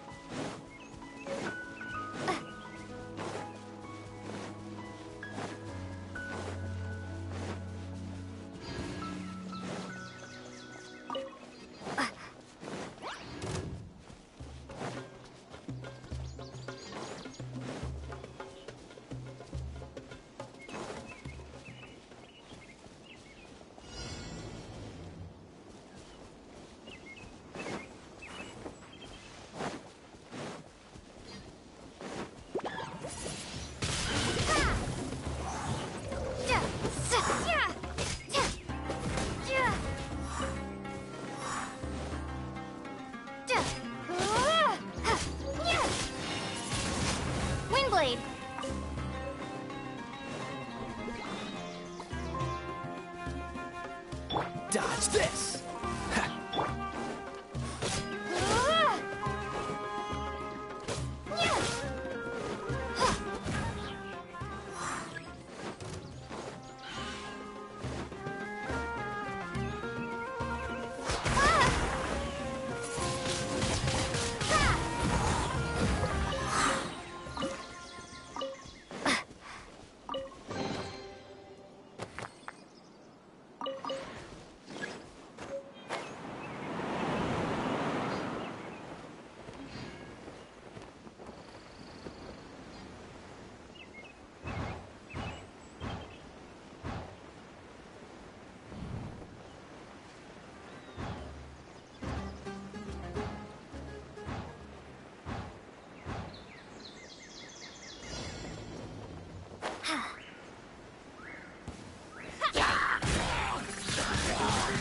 Windblade! Prepare to be blown away!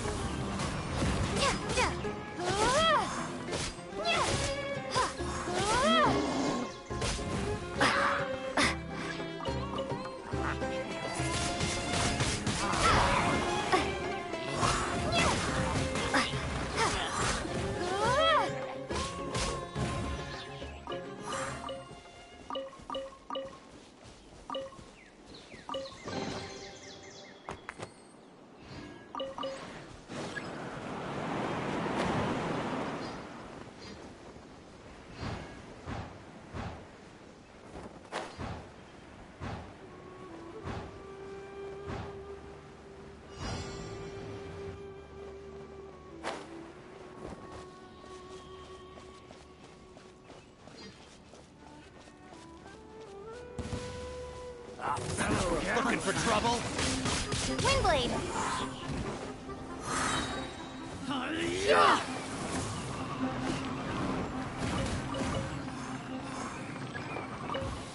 That's following orders.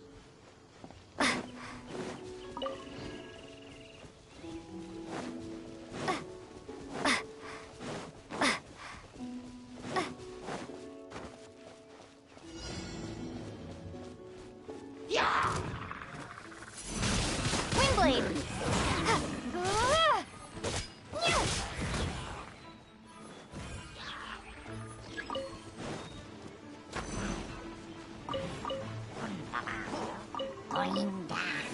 Oh, the old life.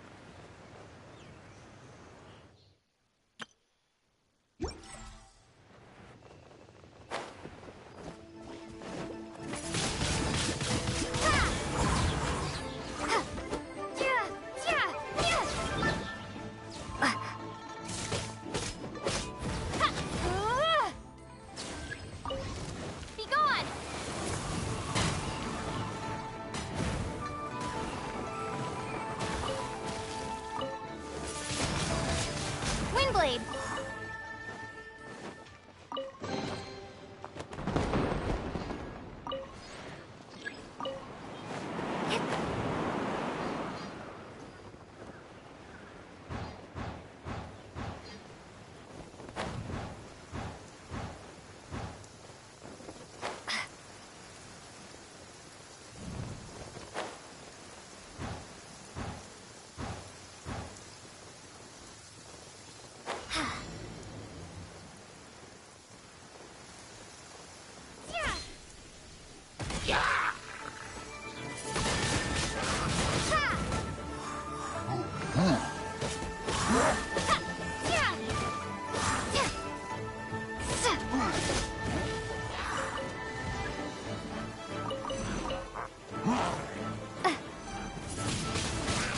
Windblade!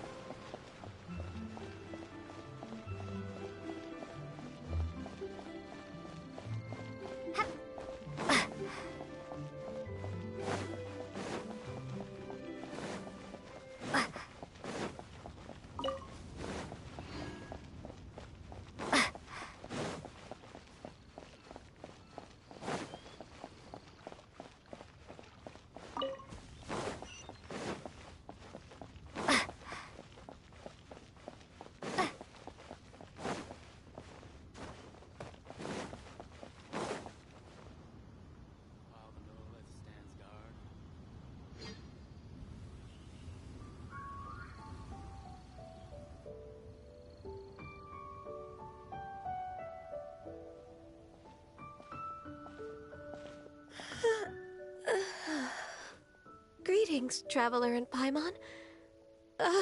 What time is it? Are you okay, Ganyu? You were nodding off there. Didn't you sleep well last night? I'm fine. Don't worry about me. Let's discuss the matter at hand. Since last time, I've been thinking a lot about the story Paimon told me. In essence, someone rescued a drowning man and performed some music. If that were all there was to it, it could have been many people, human or Adeptus. But the tune was allegedly so wonderful that the drowning man forgot about everything else, even his own impending death, and only came to his senses after being brought to shore. Perhaps there was an adeptal power at work in that music that he, as a mortal, could not perceive. Or perhaps he sensed a power surrounding him but lacked the words to describe it, not knowing where it came from. Either way, if this part of the story is true, then the rescuer has to have been an Adeptus. You really think so? But this story is all the way from Fontaine. Isn't this a bit of a long shot? Also, Paimon's really curious about how people from Fontaine think this fairy lady looked. Then she looked just like Ganyu. Guess that does technically make sense. Actually, Ganyu, if you had to save a drowning person, how would you go about it? Huh? Me?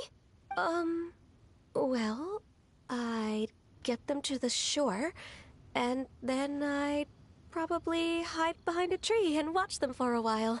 Once I was sure that they were going to be okay, I'd slip away without a sound. Got it. So basically, Ganyu's the type of person who doesn't like taking credit for her good deeds. No, it's not like that. I'm just not very good at explaining things. And I also find it really awkward accepting other people's gratitude. Well, what if this Adeptus in the story had a similar attitude? That would explain why she just left without saying a word. She was probably thinking something like, one was merely passing by and saw fit to address this egregious disruption to one's graceful zithering at once. You may keep your thanks to yourself. That was actually a very good impression of Cloud Retainer, Paimon. As far as I'm aware, Cloud Retainer isn't the most musically gifted. Still, we can't completely rule her out just yet. If we set off now, we could head to Mount Outsung and ask her about it. You'll be able to confirm either way if it's her, and I can, I've been in Lea Harbor for so long now that I'm just not as familiar with the Adepti anymore. If there's anything we want to know about them, she's the best person to ask.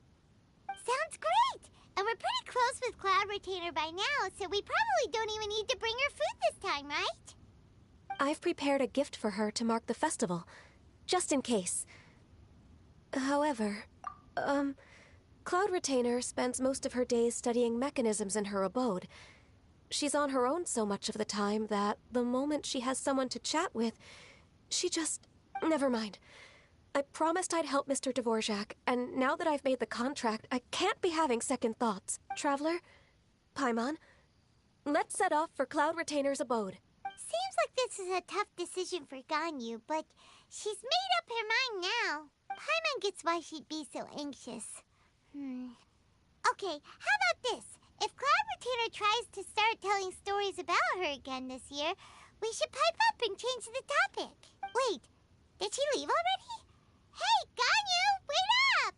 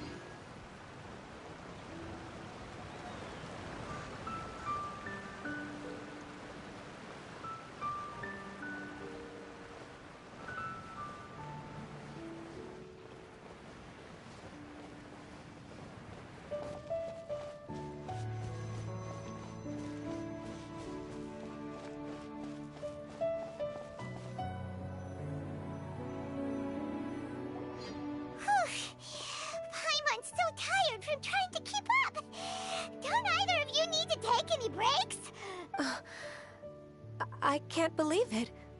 Cloud Retainer is not here. Huh? Did we miss her? She doesn't like to travel, so in the past, it's always been the other Adepti who come to visit her during the festivals. True. Now that I think about it, Cloud Retainer would be quite capable of taking care of anything on her own. There's no need to worry about her. Since she's not here, I guess the next step is to check all the other Adepti abodes, one by one. Uh-oh. Will it involve a lot more traveling? Got it! Paimon has a great idea! Please go on, Paimon. Our goal here is to find the Adeptus that helped Dvorak's ancestor, right? We can't hear any music right now, but if she's really as nice as the story suggests, she'd definitely come to help anyone who was drowning, right? Yes, I think that's fair to say. So, all we have to do is get the Traveler to pretend to fall into the water, and the Adeptus will come to the rescue! You know perfectly well that Paimon can't swim! Paimon would sink like a rock! Just trust Paimon! The water's pretty deep over there. Quick, swim to the very center!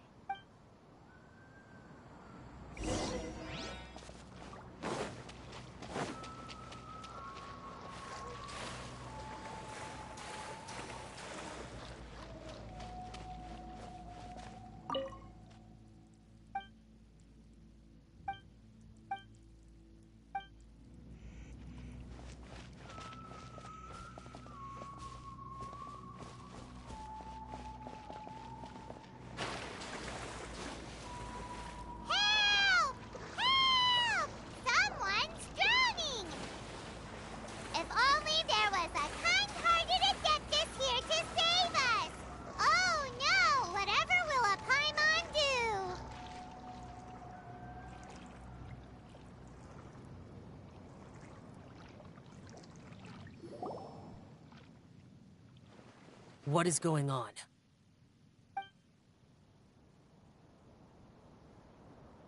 How do you feel right now? Shenhe! And the Conqueror of Demons. Why don't you say something? Please don't make Paimon explain it. Okay, fine. Paimon will explain. We're looking for an Adeptus who's good at being a lifeguard and playing music. But if the Adepti aren't gonna stay home, then how are we supposed to find them? It wasn't me.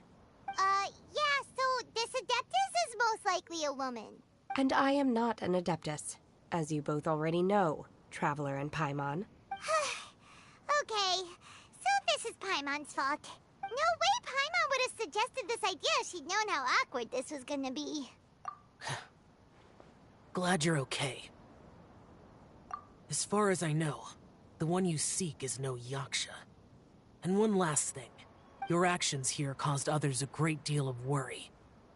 Do not repeat them again in the future. As ever, the Conqueror of Demons comes and goes, just like the wind. Right. I didn't dare to say a word just now. How's your training going, Shenhe? Have you made any plans for Lantern Rite? We could spend it together in Liyue Harbor if you'd like. Oh, I had planned to spend the festival with Master this year. However... Oh, speaking of Cloud Retainer, when did you see her last? Earlier this morning.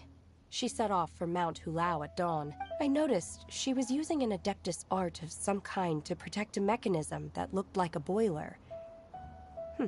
Maybe it was a gift for Mountain Shaper. I did not inquire. So we just missed her. Please excuse me for a moment. I think I'll leave the gift in her abode. Sure. Thank you. It sounds like Ganyu and Shenhe have gotten a lot closer recently. Yes. During the summer and winter, I continue to train with Master. In the other months of the year, I have been learning to adapt to human life in Liyue Harbor. Ganyu arranged accommodations for me in the city, and also recommended several work positions for me. But when I try to blend in by referring to her as Miss Ganyu or Lady Ganyu, like the others, she says I mustn't address her like that. Sometimes I'm supposed to copy other people. Sometimes I'm not. it's a little difficult to keep track of everything. Oh, is that what it is? Noted. So, you came looking for Master today because you wanted to ask her about the Mystery Adeptus. Is that right? Yep. Oh, speaking of that, have you ever heard any music while out training in the mountains? Music? What is that? It's... a kind of a happy or relaxing sound.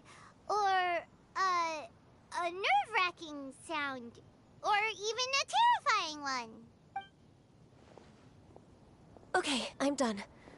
I also left her a note so that she knows where to find us. We won't miss her again. Yay! That's really helpful. Thanks! We were just talking about this thing called music, and based on Paimon's description, I do believe I hear it every day. Please follow me. Oh, really? Great, let's go!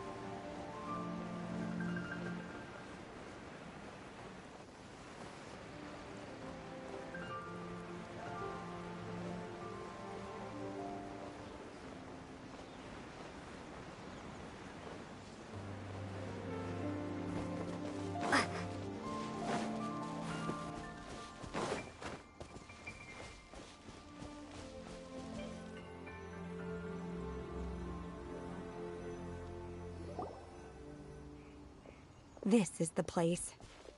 I enjoy training here to the sound of music.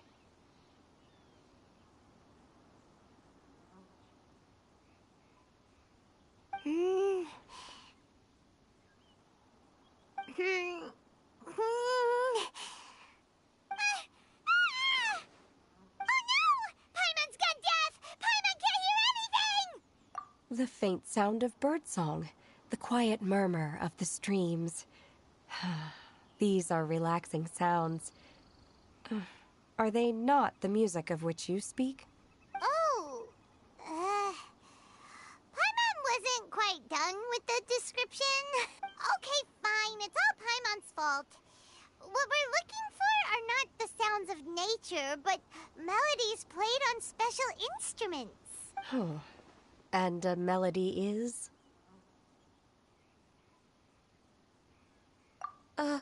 Huh? Hey, why don't you just sing that one melody Shen has heard before? It'll probably help her to understand what we're talking about.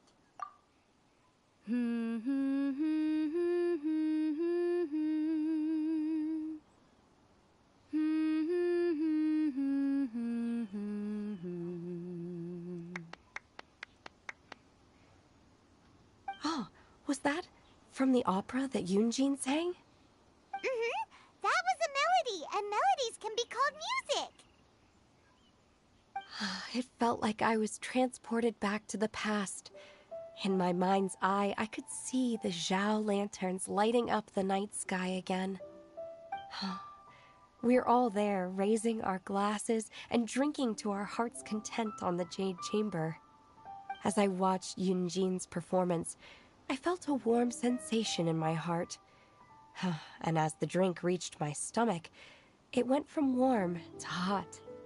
When you hummed that melody just now, feelings from a whole year ago came right back to me, as strong as they were on that day. So that's the power of music. Wow, Shenhe. That was so deep! Music definitely has the power to bring up memories. It's like a time capsule with all the special moments from our lives squished inside. What about you, Ganyu? Are there any melodies that have left a deep impression on you? I don't remember if my parents ever sang any lullabies to me. I know some local folk songs. And a few other things come to mind, too. The songs of the sailors down at the docks. The little ditties that the vendors call out in front of their beloved shops. The tunes of folk artists performing on the streets. Yes, that's right. In the past, whenever I heard the sound of those tunes, I always felt that they were worlds apart from me. Nenny and Liyue probably view me as a non-human. And they are right, in the sense that I never could connect with humanities make me feel. Isn't all that different from other people after all? They're about mundane details of everyday existence. Life's ups and downs, joys and sorrows. Even though we come from different backgrounds and have different stories to tell, when it comes down to the most common things that we see and experience around us each day in the city, in that sense, we're all the same. You go, Ganyu! You're really making progress. You have loads of friends in Liyue Harbor when you think about it. Like, okay, maybe some are more like coworkers and bosses. But at the very least, Keqing and Shenhe are your friends now, right? Yes, I am. Technically speaking, we should refer to each other by the conventional forms of address used among fellow disciples. But now that I know what constitutes a friendship, I do believe we are more friends than co-disciples. Thank you, everyone. Once the days are warmer, I would like to host you at my home in the city.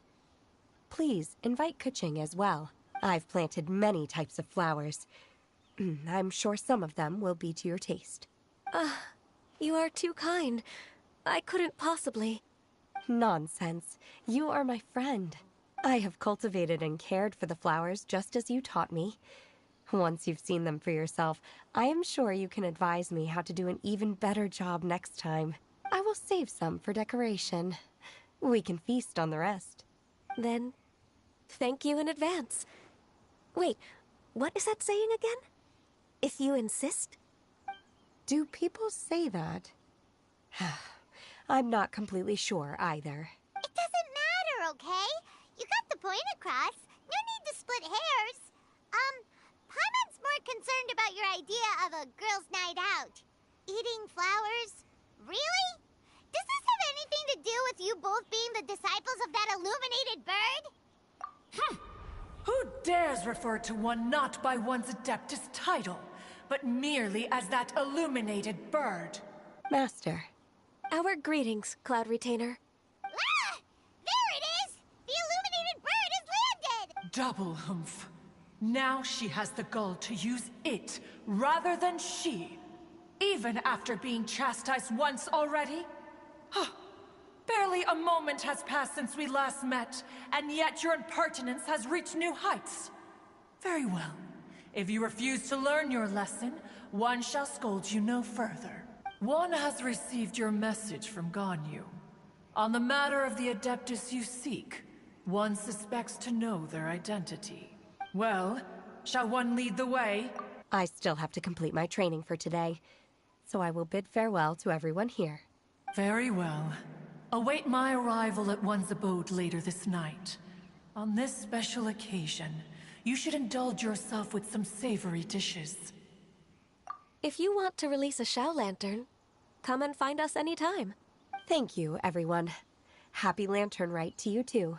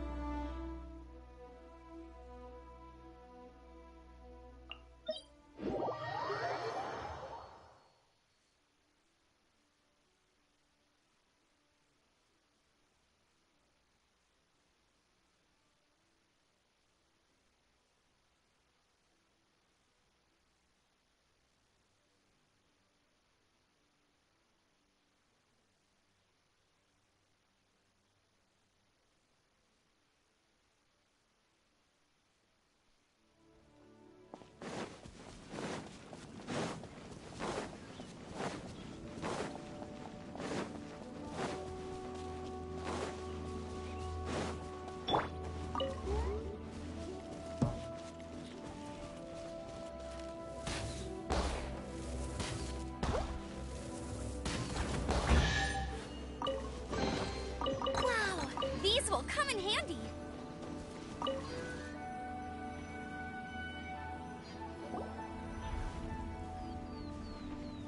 Is this Guili Plains?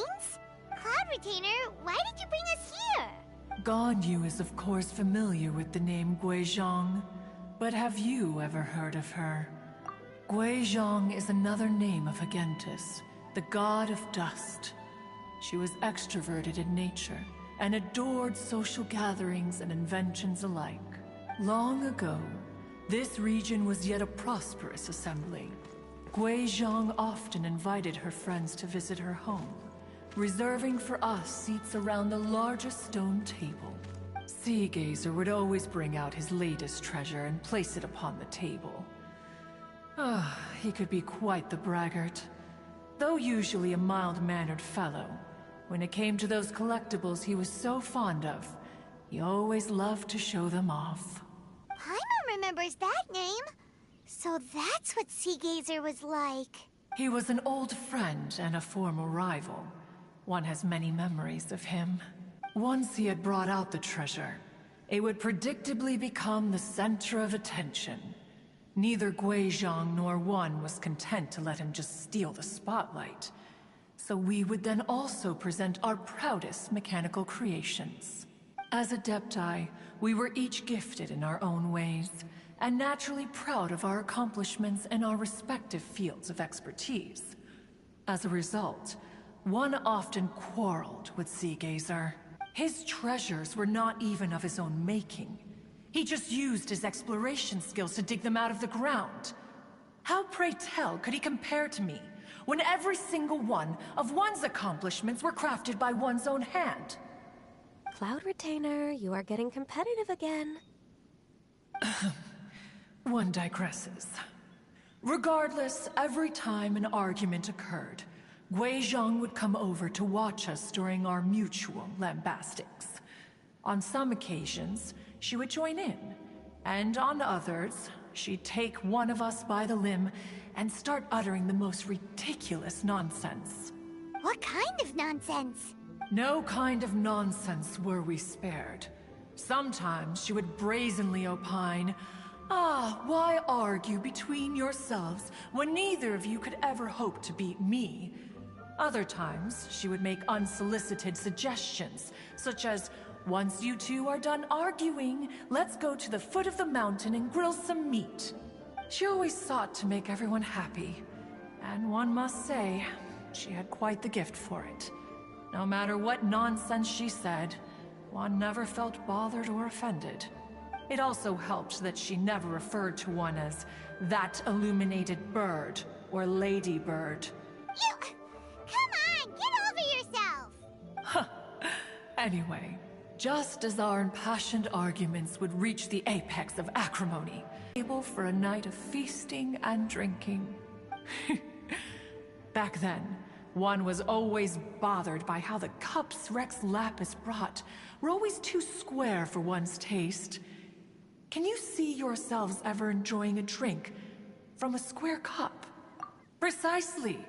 So, as you can see, even one as great as Rex Lapis was not immune to making the occasional blunder. Even one could never find fault with Marchosius's cooking. As we ate, Guizhong would continue to find topics for conversation, filling the table with humor and laughter. Each of those old fossils had their character flaws and points of obstinacy. So why was it that whenever we dined together, we always had a marvelous time? We would drink together from a spot high in the mountains, until the moon set and the sun rose, and only then would the banquet finally come to an end. Streetwood Rambler would often remain to admire the flowers with Guizhong before returning to her own abode. The glaze lilies were far more abundant back then.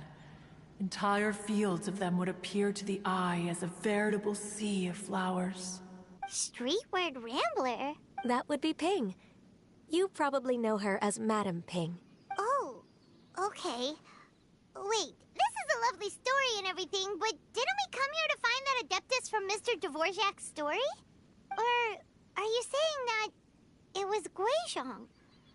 Didn't she, already, Alas, long has one avoided this place for precisely that reason. The sights here are a reminder of a time long gone, and evoke much sorrow. One should have guessed that you would disrupt one's poignant moment of mourning with your incessant questioning.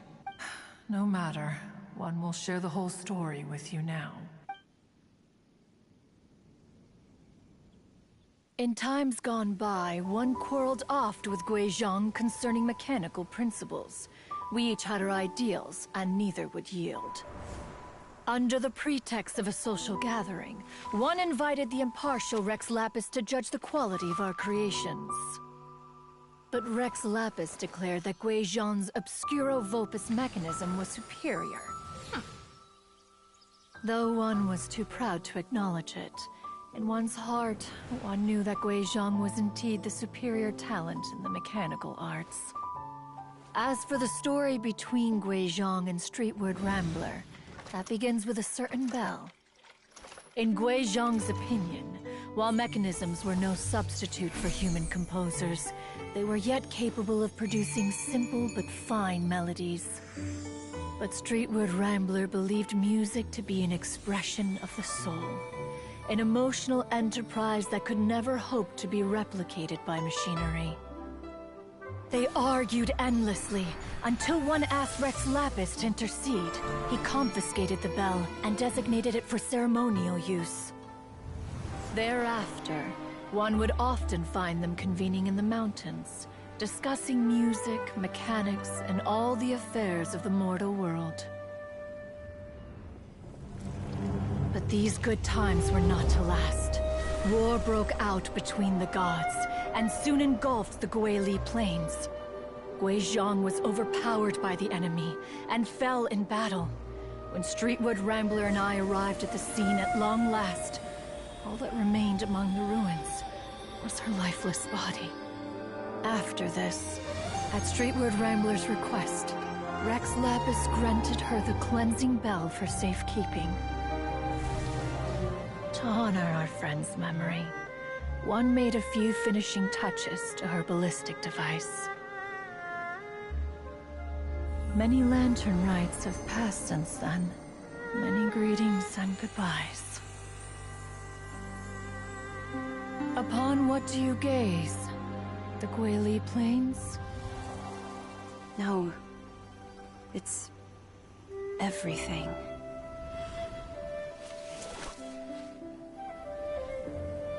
We think of human life as like a lantern that's lit one minute and extinguished the next.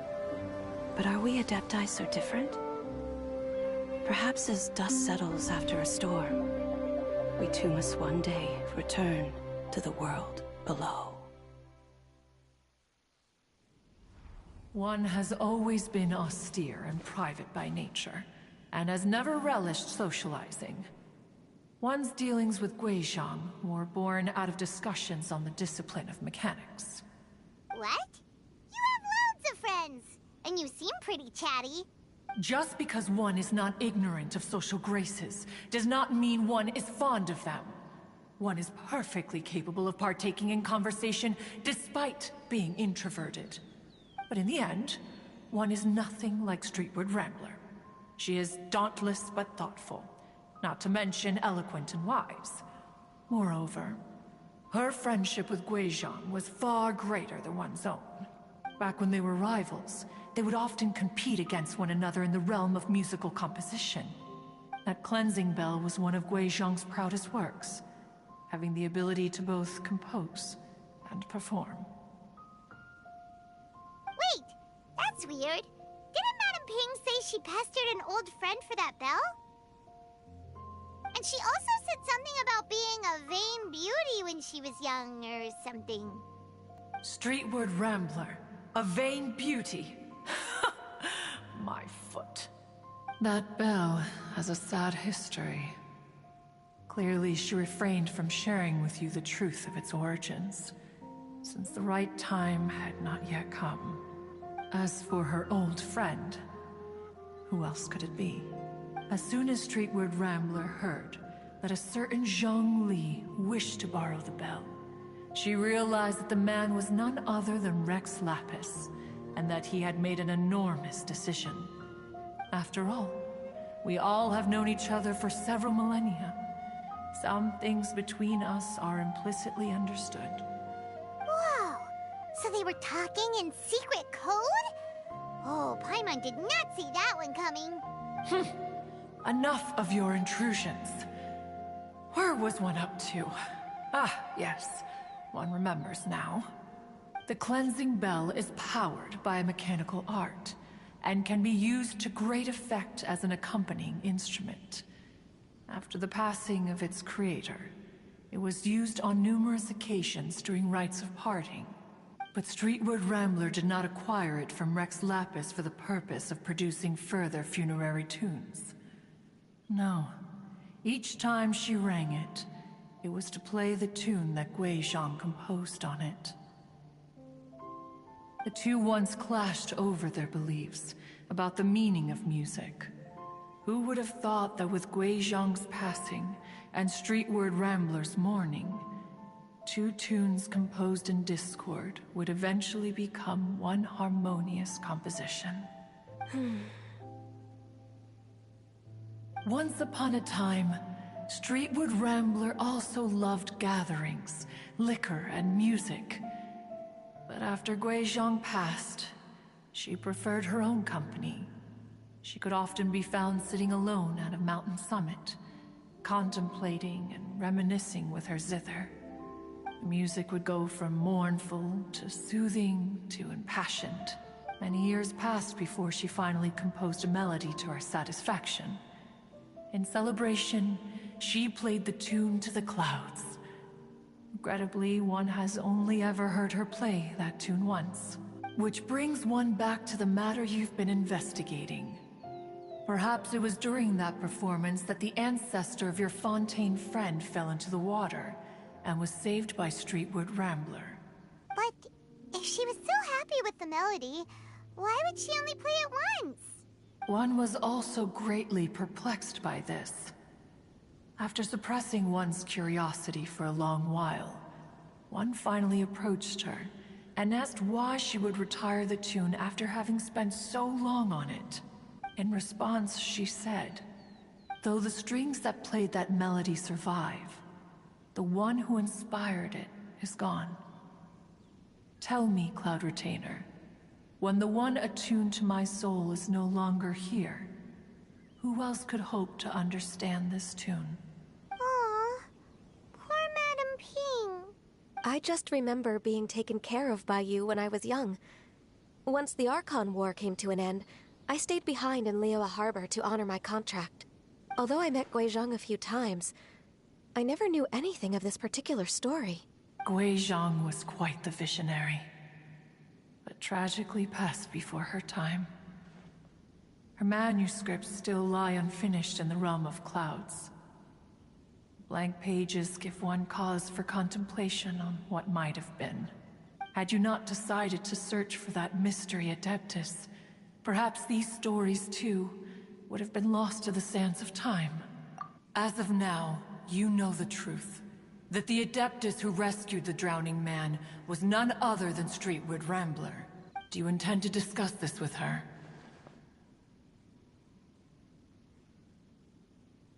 Do you mean Ping might find the topic too distressing? Precisely. The passing of our old friend is a heavy topic that both of us are usually careful to avoid. If I may be so bold, Cloud Retainer, could it be that this is just your own personal opinion? Oh? How so? I've been in Liyue Harbor for quite a long time now, and I've witnessed many farewells along the way, so I too am well acquainted with the pain of the passing of a loved one. But this doesn't bring the city or its people to a standstill. They have to keep moving forward. Someone as perceptive and wise as Ping will surely have come to understand and embrace this. Though these immortal mountains have lost an Adeptus, the harbor of mortals has gained a wise elder.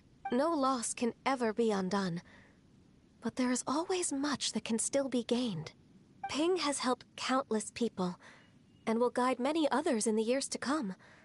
And all to whom she extends a helping hand become her friends. People she can admire flowers and discuss music with.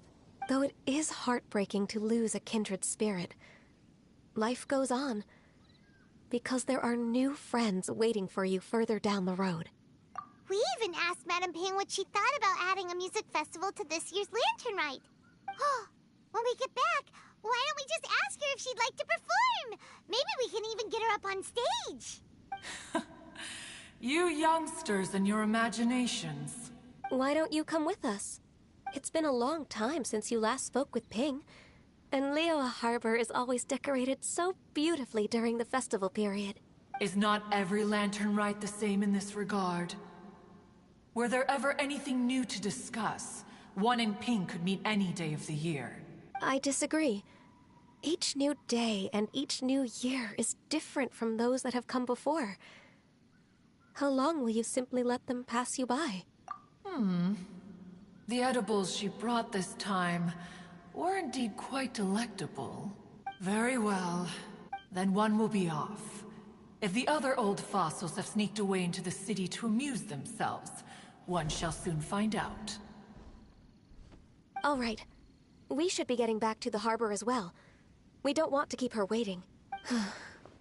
Once the Guili Assembly, now the Guili Plain. Say, if we planted flowers there and cared for them carefully enough, do you think that one day we'd be able to recreate the Sea of Glaze Lilies?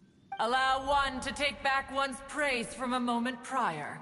You are still far too given to flights of fancy, child. What?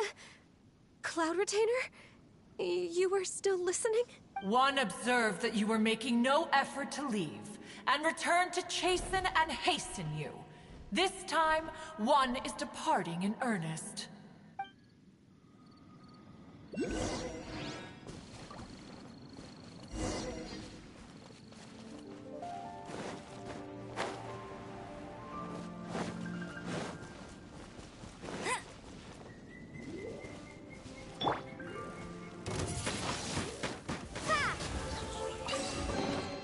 A reward on the road.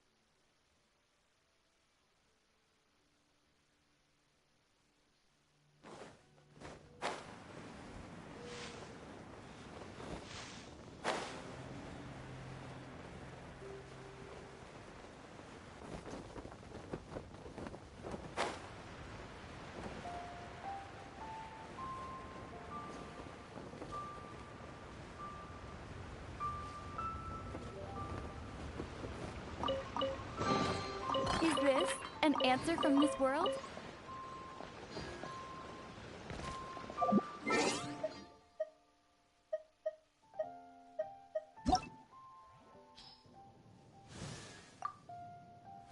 Wait.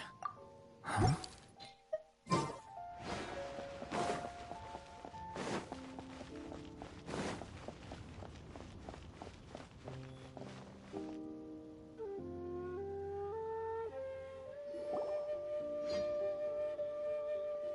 This illuminated bird, haven't you said anything yet?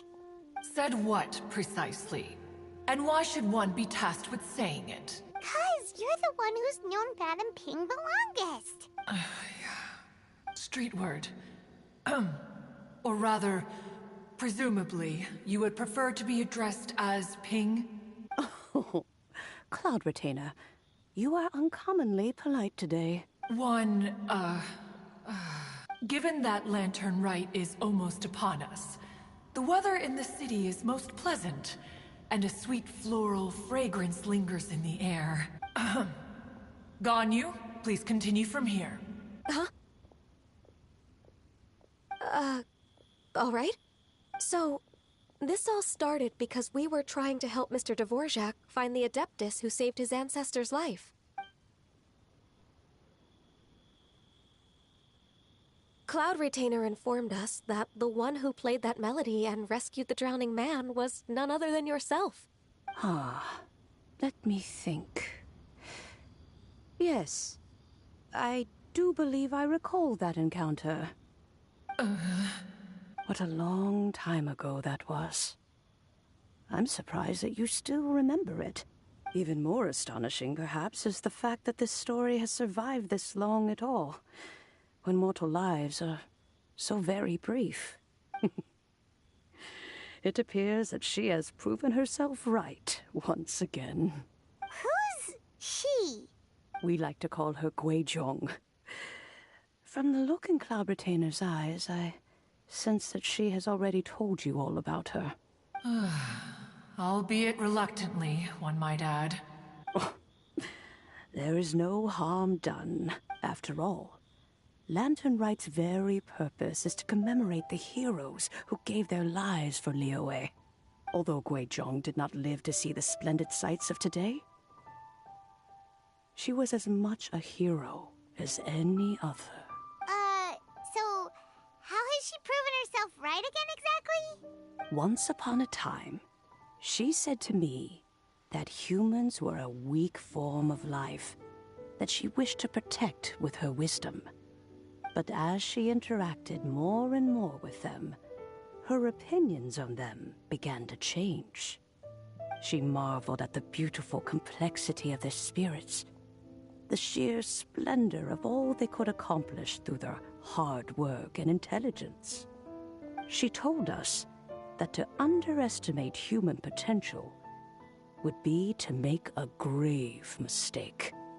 With the smallest amount of guidance, enormous power can be unleashed in them, and a human who has reached their full potential may well be her equal. Someone who could have as much to teach an Adeptus as to learn from them. She always had a way with words.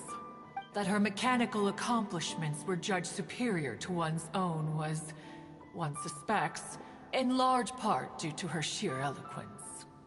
Speaking of mechanics, Cloud Retainer, do you still remember that potted plant mechanism? The one that the two of you gave me as a gift? Of course. Guizhong and one both put an immense amount of effort into that gift. It would be no overstatement to call it a testament to each of our individual technical genius. As Guizhong once said, it takes every blade of grass and every flower to make a homeland. When I see the sight of Liyue Harbor before us today, I am reminded of this. Madam Ping looks very emotional right now. Of all of us, it was Guizhong who was the fondest of these grand and exciting occasions. If she were still with us, I'm quite sure she would still be trying to best Cloud Retainer's finest works at every opportunity. Liyue Harbor is always filled with the sound of music at this time of the year. If she were here, one is certain that she would seek you out to discuss and debate the virtues of various melodies. Oh, yeah! Music! We've been dying to ask. What was the melody that you played back then? Oh, also, with you being such a music expert and all, why don't you join the concert as a performer? I can make arrangements right away. Oh, as much as I don't wish to dampen your enthusiasm, it's been a long time since I played this zither. My fingers don't have the dexterity they once did, and whenever I play that tune, it always reminds me of her. I start wondering what she would think of the changes I have made to her melody. There was a period of time whenever I started strumming, it almost felt like she was back again. Sitting right there on the stone stool next to me, chatting away. Skybracer and Seagazer too, looking just like they did in the old days. No matter how much time goes by, the moment that melody starts playing, it transports me right back to that time in my memory. So the past still weighs heavily on your heart? Well, I would be lying to myself if I claimed to have completely moved on. But that is not to say that grief doesn't get easier with time. Despite the sadness, I have found many things that bring me joy in life. It is simply the nature of the world in which we live that, even if one wished to mourn for an eternity, it would be a nigh impossible feat. Just look at this potted plant. Isn't it stunning? It takes an honest and open mind to confront and conquer grief. You have indeed made progress. Be that as it may, I shall leave the Lantern Rite stage to the youth of today. Well, if you're sure. Granny! Whoa, what's everyone doing here? Did something bad happen? Ah, and now we've spooked Yanfei. No, everyone's just here to give me their regards for the holiday. Oh, that's wonderful, I'm glad. Well, in that case, happy Lantern Rite, everyone. Happy Lantern Rite.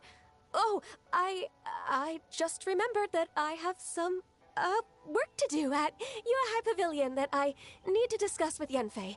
I haven't been able to find a chance until now. I will leave Mr. Dvorak in your capable hands.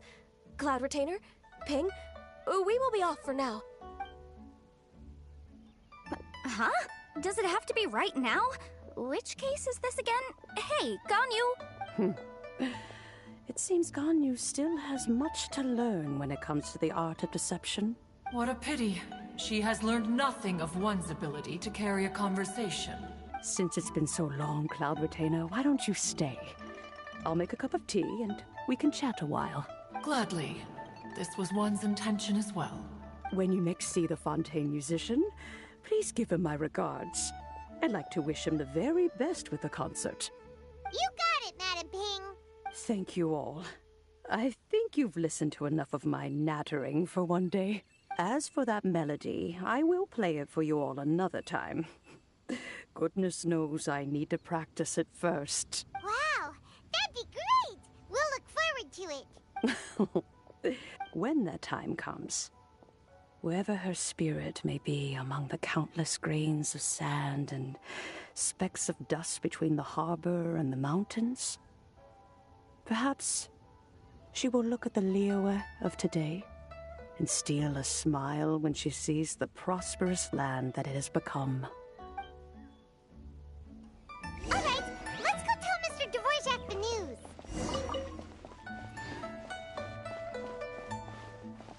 Ping, what say you to convening more often in the future?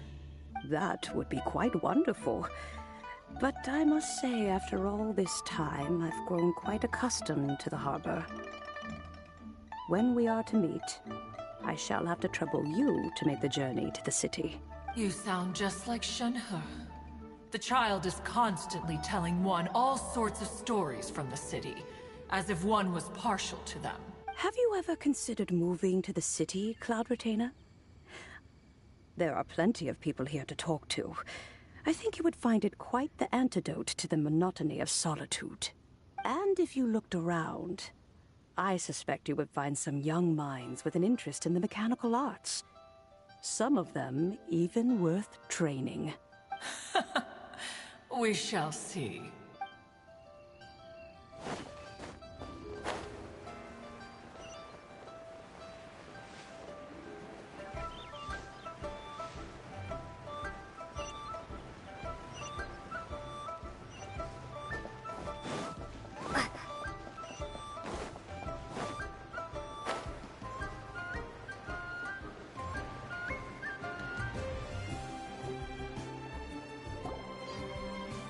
Mr. Dvorak!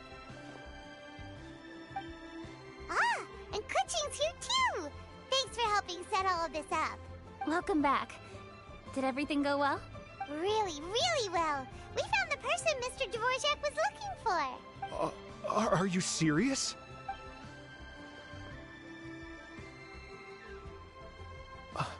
I see. So the melody my ancestor heard was an adeptus remembering her late friend? That certainly explains why it was such a powerful and poignant tune. Huh. That's a really interesting first reaction. Guess that comes with having a musical mind. I have to say, though, it's hard to believe that the fairy from the tale is now an elderly granny. Oh, Paimon knows exactly what you mean. Normally, Adepti don't age at all. But Streetward Rambler, or Madam Ping as we know her, probably only became old because it's what she wanted for herself. Madam Ping possesses vast knowledge and great wisdom. Whatever physical form she may decide to take, her mind and wits are as sharp as they come. Yep, Kuching summed it up perfectly. That's exactly what Paimon was trying to say. I think... yes. I must thank her in person. That can wait until after the concert, though. For now, I need to devote all my emotional energy to the performance. Ah, speaking of, Madam Ping wishes you all the best at the music festival. Paimon has a sneaking suspicion that she'll stay in her usual spot, but listen to the performances from afar. Wait, are you serious? Huh. Oh no, now I'm starting to get nervous. Okay, alright. Nope, another rehearsal is in order. Please excuse me, everyone. Mr. Dvorak? He's already gone. Paimon wasn't even finished telling him everything. Before we set off on our search with Ganyu, he asked us about what music means to people. After our recent adventure, Paimon thinks we have a lot more to say about that now. Please, share your insights with me. Well, we found out that music can be used for good, but also for bad. It can make people happy and moved, but it can also be sad and bittersweet. And music is like a kind of memory written in people's hearts. It can put you in touch with feelings from a totally different time and place.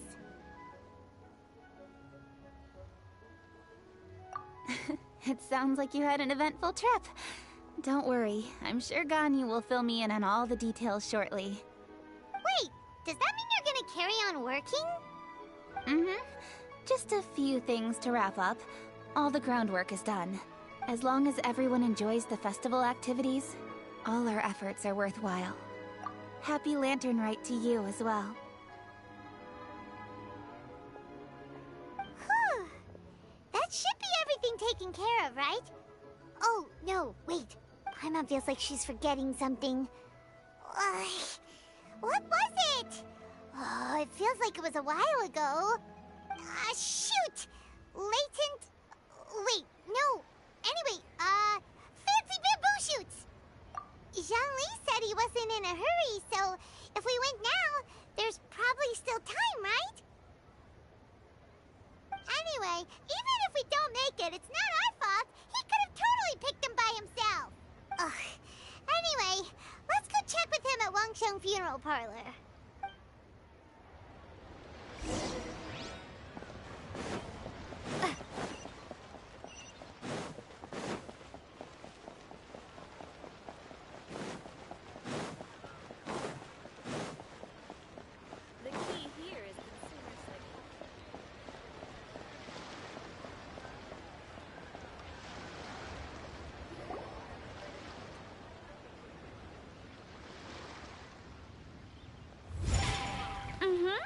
Da da da da da da da da da.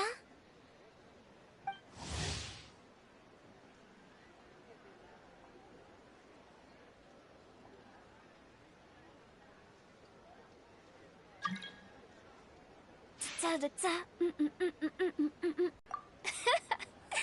After everything we've been through, you don't see me for a hot minute, and you're back to being scared of your own shadow. We have all this open space, a clear view of the mountains behind and the sea in front. Not to mention we have several invisible audience members enthusiastically cheering us on. It's the perfect spot to rehearse. Invisible audience members? Gotta say, it took me a few days to get used to Director Who's way of talking. Xinyan was pretty spooked too when she first got here.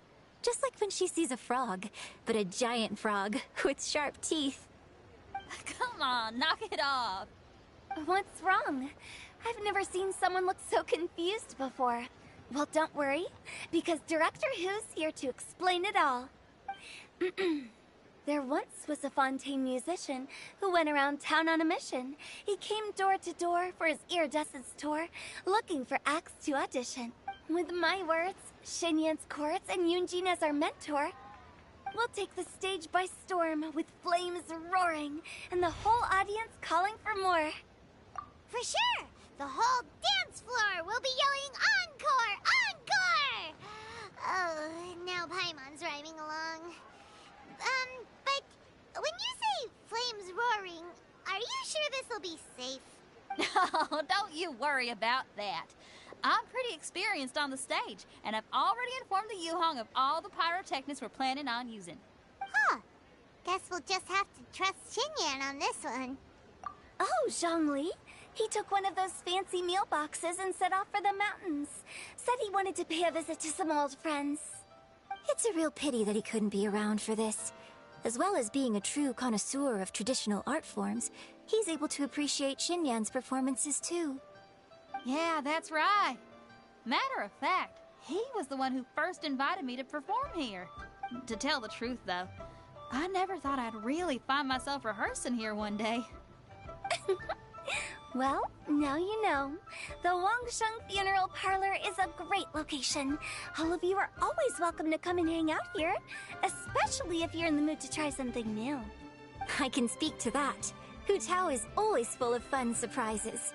And jump scares. Actually, Xinyan, I have some lyric ideas for your part. Do you want to go through them together? Oh, sure thing. I'm all ears. Oh, Traveler and Paimon, I believe Zhongli was heading to Mount Hulao, so make sure you're hiking up the right hill. When you see Zhongli, please pass on this message to him. It's up to him whether he wants to support us at the performance tonight, but I expect him to make time for the upcoming banquet we're planning. No excuses. You should join us too. It'll be a riot. If there's one thing I've learned from being a funeral director, it's how to throw a party. Okay, everyone. I think that's a long enough break. Let's take it from the top, shall we? Ms. Eunice, such a strict mentor. These breaks aren't even long enough to have a sip of tea. Well, you were desperate to get involved, and this is what it takes. If I gave you half the chance, you'd be sipping tea till nightfall. Hey, how about I treat us all to some late-night snacks once we're done? Hu Tao, what you craving? How about some stir-fried filet with a side of crab roe tofu? Where are we gonna find crab roe tofu so late at night? We could always just go pester masterful Chef Zhongling. Now I'm hungry. All right, let's knock this out and then go grab some food.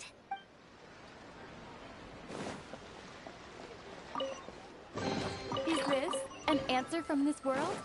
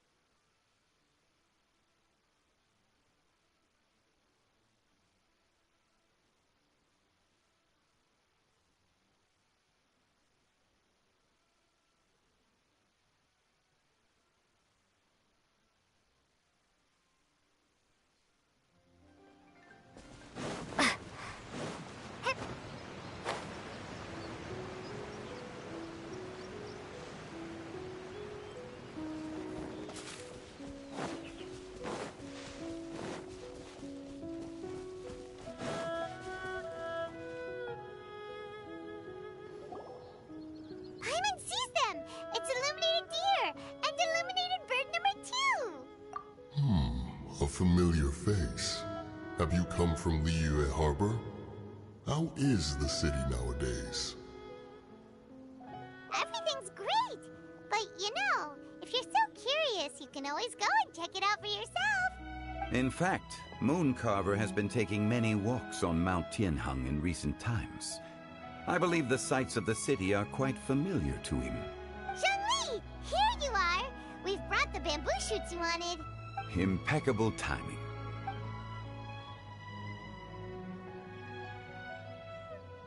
Traditionally, bamboo shoot soup ought to be slow-cooked for many hours on low heat. Using Adeptus arts to hasten the process is something of a shortcut. Wait, that mechanism... is that... Indeed.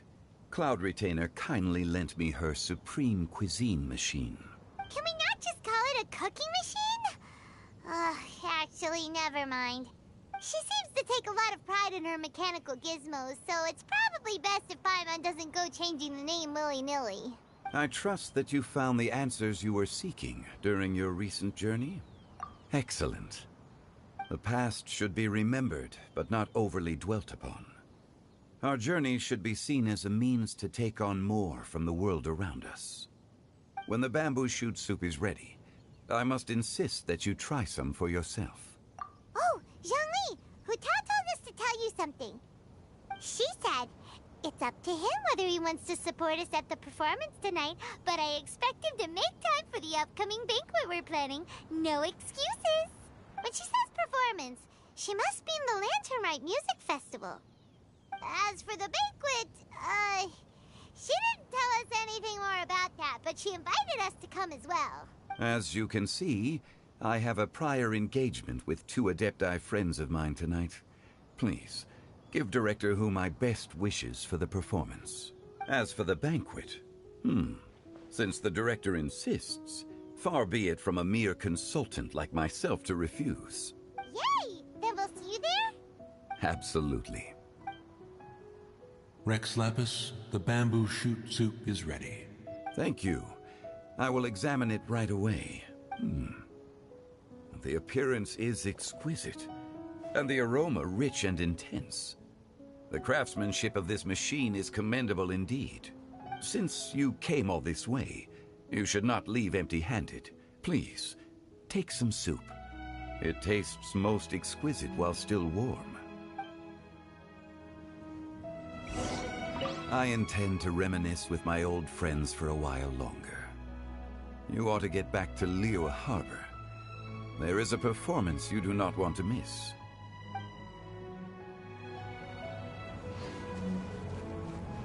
Had one known that Cloud Retainer was in possession of such eminently useful devices, one would have sought to borrow one from her long ago.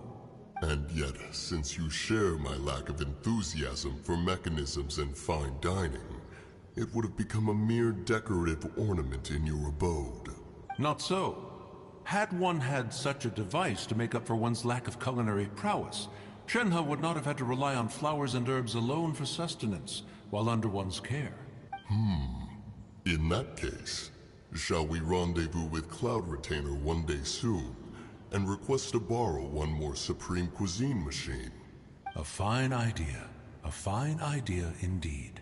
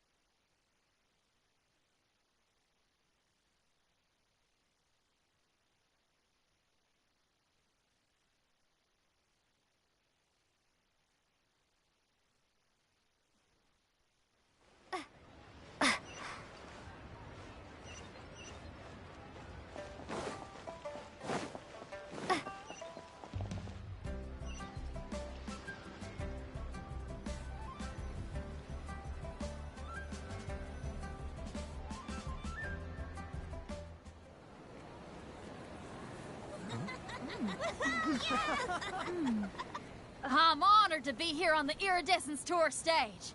All right, without further ado, I'm Xinyan, this is Hintao, and this is a little something called... The Flame Lilies!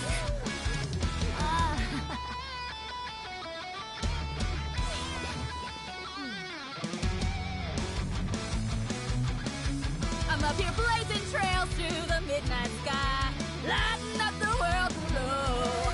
And when the crowds all hear my voice, they'll meet the spirit of rock and roll. Let's go! Hey, you butterfly, you too buzzing by, guiding your way to the afterlife, opening the path without a fright. Oh, I'll light the fire, watch it blaze across the universe. I'll spit my rhymes, watch your step, or you'll get burned. Hey, woo!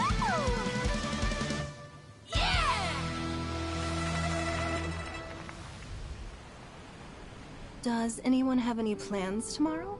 With another year behind us, I think we deserve a celebration of our own. My treat. Interested? The Tianquan footing the bill? I can't miss out on that.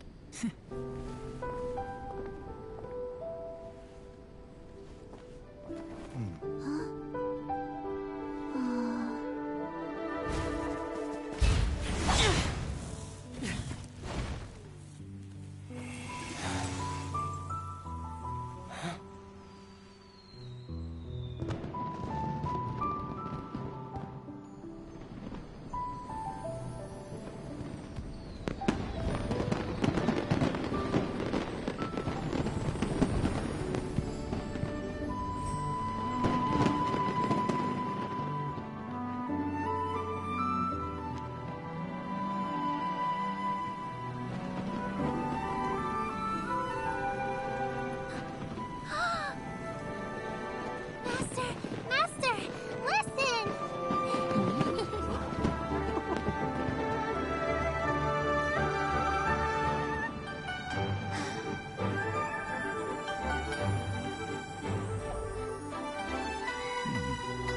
May the year ahead be a blessed one. I believe it shall be.